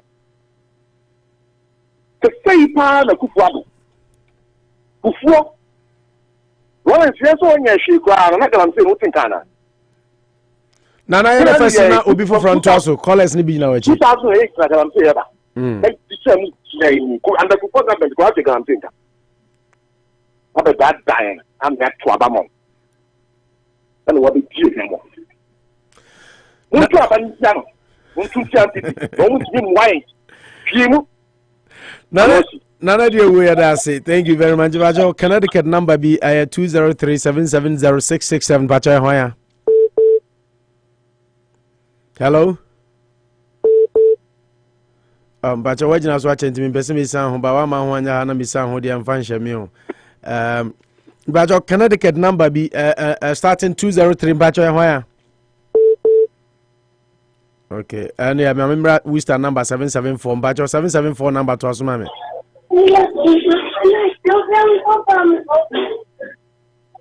Hello?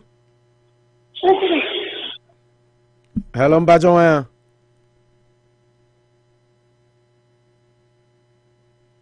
Hello? Hello?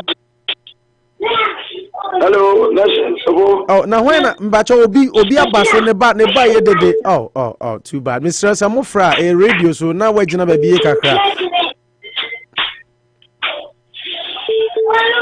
Oh, too bad.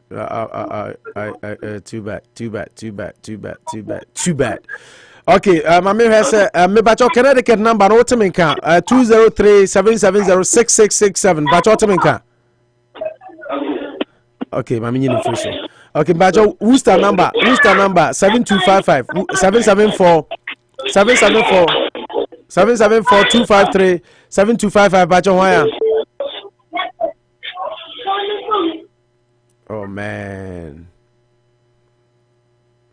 203 number near wire Bajo wire use 203 number no.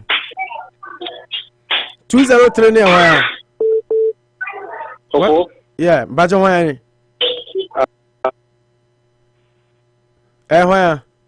What is going on? The line is.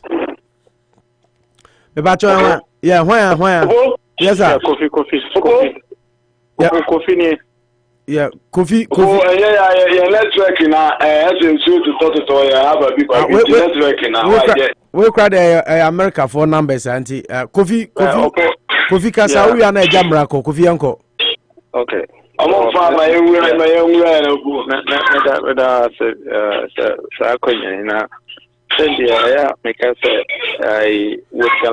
Kofi wona oba wo nchen na obi ba ye de pa Dabi anyamia Daddy boat say wa gina ba bi na mpacho wa fra wo so bia oba no ye de ba pa wadaroma ti so be mute no so that will be fine after edru so no we ye free mute Kofi yan content am ye tam ya so yeah intentem yeah once them be my cancer some radio so that say MPP4 NDC4 and a commercialize galamsey and a MPP4 about perfect no nanado niema mi nanado baso no aye niema mi no am free say or ya de and niema be tribi o ha ya ama no be o man edru sisia no efri ono first of all they make an say galamsey mobile buy more galamsey muso nkofo bi wo ne office edo mo agimu later call around also our investigation we clear mo that time na start clearing for NDC for started somewhere and clearing agent it is that time no then an NC form within no any office that guys there mkoye ye binim kwaji iskani na na hona na uju mo dia kadisuru ebeto omo form ye hono na since then no one year sade no obi ehun se papa ya na no so na no fuka kasa na okasa o ya lax and a banisa and I want in time beyond that and I may can say Hano this the Western world no almost show the nation first and some of modern go down to the individual by end the individual first the binya yes and I would sika isi audio by see what now the nipa Ghana isi what yam paying for no the town by first sika no bano or more ya sinti on befa and I'm Ghana Siciano baby ye drones China aqua used also or the Nagin or Kofa Sabe Bessie for or the bomb no more bedroom not what record no the a black million or the accusation so that you get away or the black million there's no way at Krum Hakrano we a foreigner Sibia Oba pay as a Sibiata Abi Oko China wana American companies Okoha before they allow you to operate you have to partner with Omo Chinese companies before they will allow you to operate.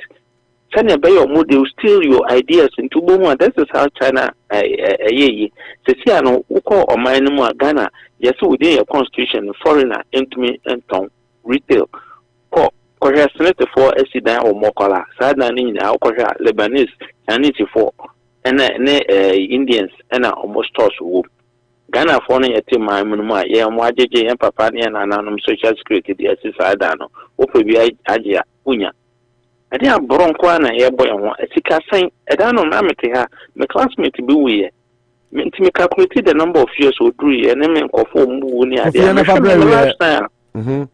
until you feel lifestyle, if you are we more than 30 years, candy when you want to I didn't know what is it saying, Kwana Mubidi, how much Namubidia, Munti Mobo, Aborose, both NDC and MPP. I have some bizarre. Yeah, that's about to us. Thank you very much for that wonderful contribution. Ejamra, Pomti, say, Cocobra for you now here.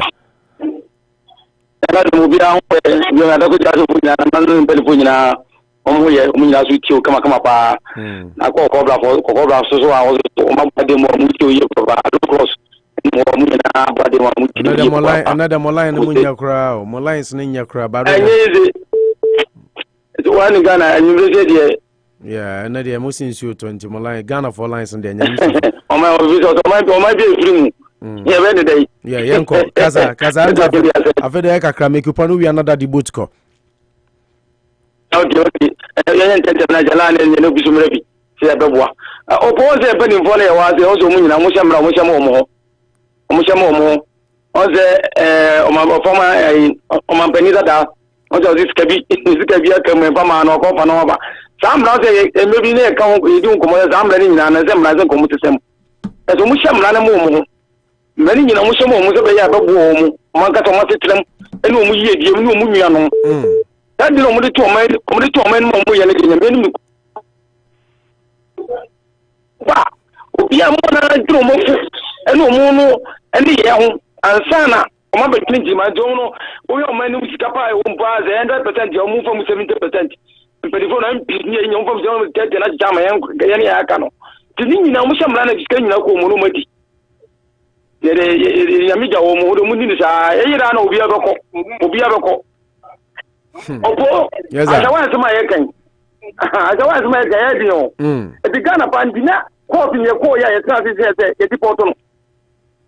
E dipoto no play be de ko e fere di ko ti ye. Ayanti, e di pa je dipoto be fi wo obi ma mu a. E kwa be so pa no di be fa ka ye nso. How do you na o? E kwa be so pa no ti fa no ko ti sa be wuro o ma enim. Aya ye man skit ye wo. O mu hu. Nito mai so boy mai ya dan pai o ma ne dan pai o ma ne dan pai so ma no nche aye ko so ba ko ma me sana wo de me ba cho obi afre online so odi nkomo wa kire be mpa cho wadaruma am say we still line be yeah na ajamra na fa be me yana mda ba be ente na enti o ma skite o ma ne sai ni so ko ma dan pai Adamra online nye yanto aso kina ebreki yanto aso kina that's it daddy boat ma me sa odi ne be ya odi ne nye ya o wia na Worcester number was so next no call yes sir yeah international so we odi ende ya de sunwa nsuo nu nto ho ana jina mu de be manya ba bi kwa na jina ntia se masimi nuanom de omo de na nti ba pe ba bi kwa jina mayenko menchia ona menchia MPP mfo nyina mo mukuro ne so Ghana for ma na men kan cho mo so munya rehye mu hye mo de se ye baba okufado ado show boy dey dey no dan no man ye mre yinya jidi mo MPP ni ba bia ba mumbu na MPP ni so aman kase wonu ho da o ye sa wa ma ya no manyam opo e me the pass boy sa mo so program na se mo bo mama former president in the voice ne mami e me the pass show asema papa kai na ne ojira babi kase akufado feria na se yehu ni kokra papa no oye so sa opo yehu ni pe wo ni mu nyina wi na yehu ni mu a enye yehu ni na de anya ni doso nti ya de se yes na dan ye ho de na ba o se se mo de tutum na se ya na te sa mama ni mu ye wa bra wi asu nyina esu na kufado ni na MPP so Gasinye ku university ye duma omo mu dindin nyina yo Akufo-Addo boy juma gidi.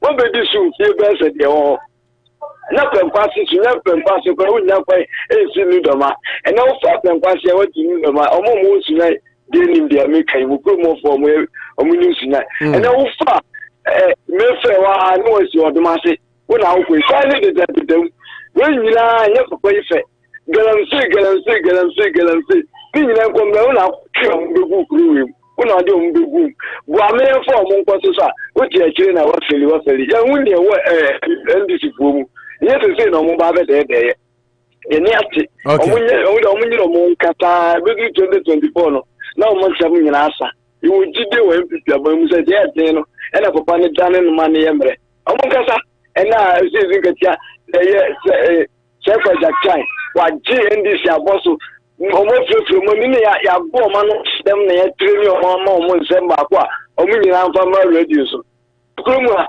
tutu di emu mo kokko egugo wa yenim fie na ya ye papa be di no akonya so ne mo ase de no si tutu o man Ghana ne amanfo ya na se daddy boat what I say ni nyina do bom na na mu ti mu nya e wo kromu a Akufo-Addo beto ne mama you beto aso ochana. Thank you. Mbacho Worcester number 508615665 Mbacho hoya Ibacho ni ya Mbacho udin wadaruma Ibacho friend Richard Mbacho penny Mbacho yiti wadaruma yo atamu mo kai efa galamsey ho yeah galamsey nya aban no bi tu galamsey ase hwese ye tu galamsey wo sefi na abai president tinkan ye kana fo na ye di e mo abro obi ti sefi ko wo so mu tu sa de no oyi na ni just aban no training taban mo unse ye free bibi decentralization anu nti na owo DCs ni ade wo district bia wo Ghana no o dia o kan bi ti wasi but e tru bia lu yeah ko ti ni ko bia mo e ke ye ti ko ma asawa asabu mo ko asa way you are no free phone no okasa no me wa me phone so na echo abam ntia oh okay fe dey clear pa na Ghana for kura na yitu kwan no dudu e na ye deport ye dudu e na ye sama back oh e ti mama bi wo wa amanyosam na abam no mde ye ba because any obi kura ya for ne sa no wotimi ko twi e de ne se for mo na change do immigration over any person so about changing the thing e ti dia na didi aban say ye nyina no ye pagana ya enya aban na be gina ho je bribe ye nia ye ho ene ye je bribe e ti no man be bre o wa ni ekopia to aban so because of politics obi pe power bank no akan it tan but ye nyina ye one another skipper aka ye krom ye betimi apagya no aban ni papa aban ne number ye sen awo ne ni be group bia I mean edu ba bia say ye read to issues na ye jide ye no ba say utie dada say utie de wo kan wo ho say individuals ye role to play ba utie a galamsey issue ya ye koso na empanimfo na dodo na na ye o otie kwaku ba ko audio ya me boy ya chese ade no empanimfo yeah dada empanimfo dodo na ye time ye beto aba no babubu akọ ne yi staff for mo ko gina guarantee site na zembe no mkai wo so mo ba pa wo mba mu aba me boa na je so woni wo for bi wo opponent mu ti grom in fact say NDC 50 na Ghana NDP 50 kra na the other side to gina be because you say me ba na sound na ba obetimi etu asie yes no ya kan ho asem enti ene say ene na lawyer kwesi lawyer bi ene na okasa o piece fm na say the only way betimi to as just MPP ni NDC nyina meeting no mu so o man na say ndisa omo ana eye eti we ba na nkrofo we ba na nkrofo yeah because ye one another skipper ye nyina as o man ye jitu say ye magalam say ye adwuma ye betimi etu ase abai ba ko di sinani so wo ya The other one, the year politics. Yeah, that's true. That one is very true. Bini say Mahama Krako ka say omo ya chi omogumo ba onu so bi ja omo. Why? Now we most say go do say about a project the obeka say government is continuous. A good project there san over kwakaka. San ye juma ye go omo ba omo je go. San over kwakaka because of politics. Eja yem fancy na yem to aso ochana na yentimi fa news no mra bi ana update kakra ba kasema mienu pe. Ya da so Richard oho. Aye. Yeah, type friend. Yeah, type. Because first na no na edi juma na e call off no. Yo. Thank you very much for that contribution. Okay. Abuja kan messages be bra ba man to me an kan man for bebo me because I haven't been fair to people who used their credit to send us messages. 2 p.m. the free Asante Mampong Kontonchi Nabai. We see we have all seen the hardship in our dear country Ghana. No more NPP again. Greetings to Chairman Nana Kwesi Augustus, NDC Ashanti Regional Chairman Hopeful again. And Sir Pierrot, incoming NDC Ashanti Regional Deputy Secretary. 2 p.m. Mampong Ediwe by Samuel Owusu and Sanse. More fire, senior man. Great. Greet Nana Ajimai for me. Frank Ajimai say Utia Samuel Owusu and Sanse Ochiao Akwesi. Brabre seba akwesi Nana ya Basti Owusu and Sanse Ochirukum no heme. Nana ya Basti say I am Basti fashion designer watching you from Ochirukum. You people are doing a great work. Greet Nana Ajimai for me. Tell him I miss him. He should call me on this number. Hey Nana Ajimai, na the fans need too much.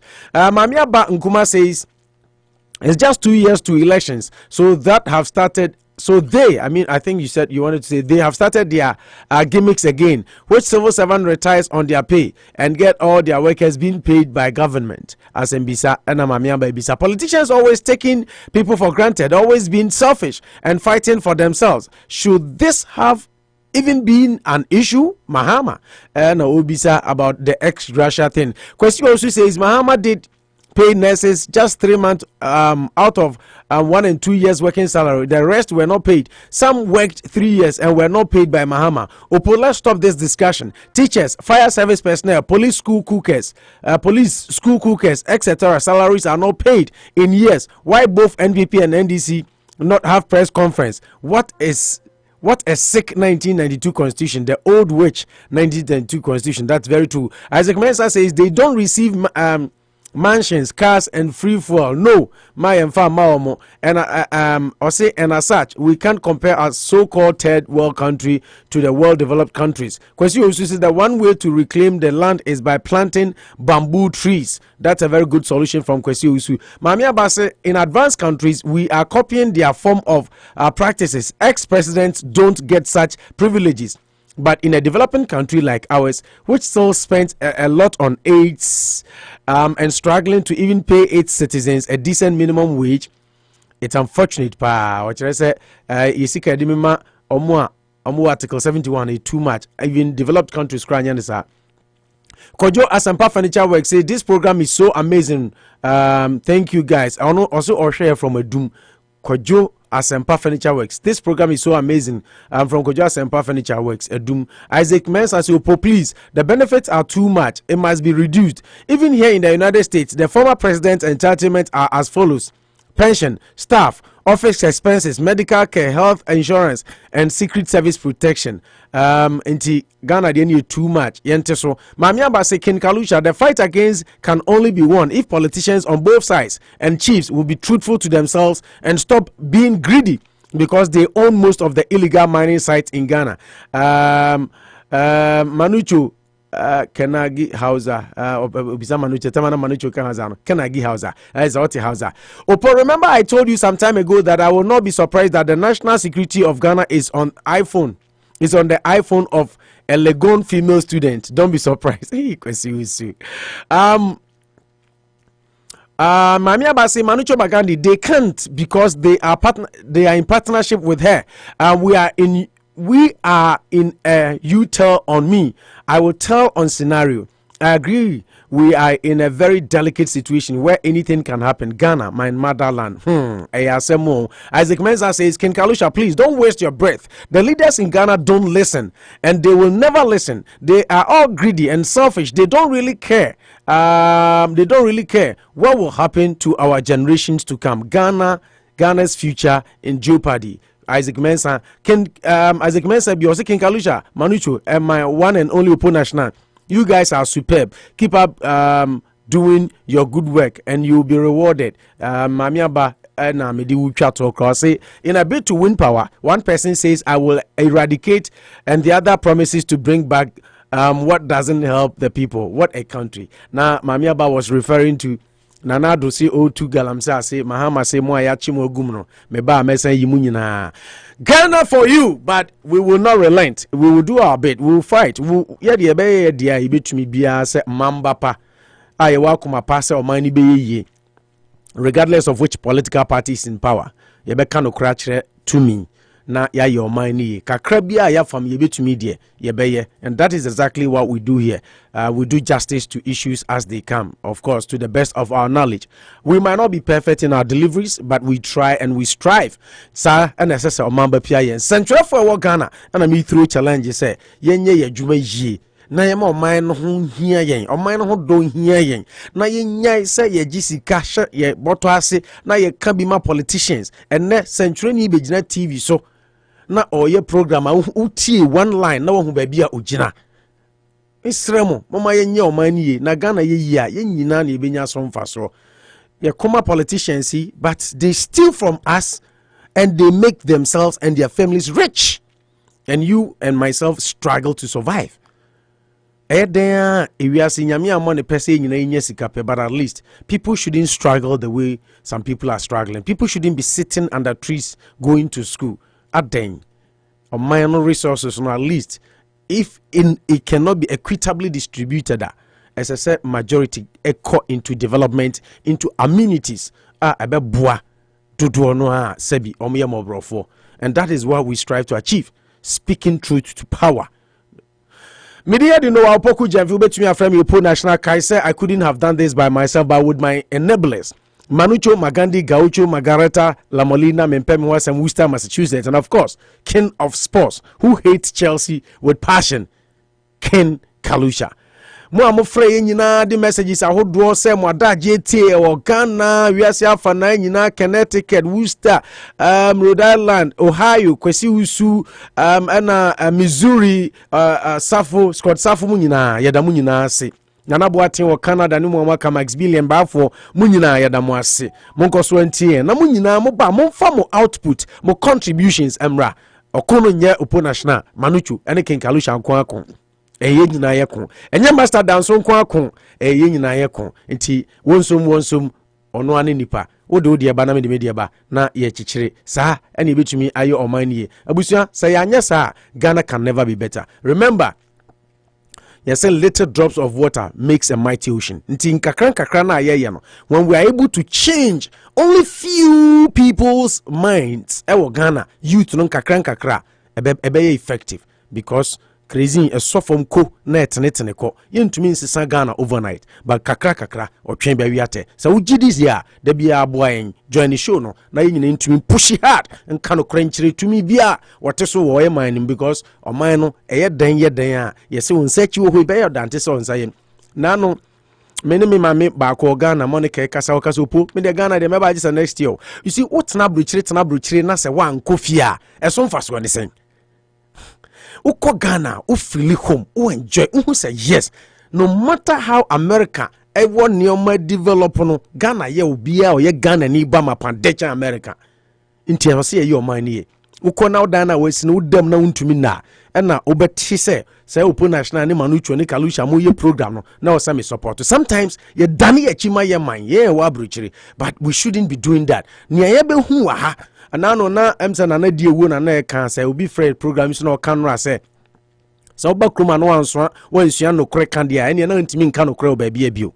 It's about time say ye wa America ni titiri ye be ye party color atade ato ho na yɛka no kora kyerɛ tumi woyɛ MPP ni o woyɛ NDC no me gidi sɛ MPP ba power sɛ obɛyɛ ɔman nie NDC nso ba power ɛba power ɔba sɛ obɛyɛ ɔman nie enti sɛ saa botae no na ɔmo de ba no ɔmo ba no ɔmo ntumi nyɛ de a na wa ha na ɔte America na hwɛ how America is developing or taxes is being put to use na unhuni saa wɔ Ghana nipa tenua se ko school na woyɛ partisan politics wo krom ha abra ɔte America de a na bibi ato twema kakra mama yɛ nyinaa yɛn ka no korɛ to the best of our abilities na Ghana be ye yɛde mu sia ne yɛde mu akɔ peace 1043 ne yɛde news na to am so adom dum yɛn na nyame ɛma yɛ a ɔkyena no pa Friday edition yɛsan ne mu behia na yɛde abrɛmo opo national me ne mabadwafo yakra mo yɛda mo nyinaa se ma mo ne tia adehye I get an average of about 100 to 200 people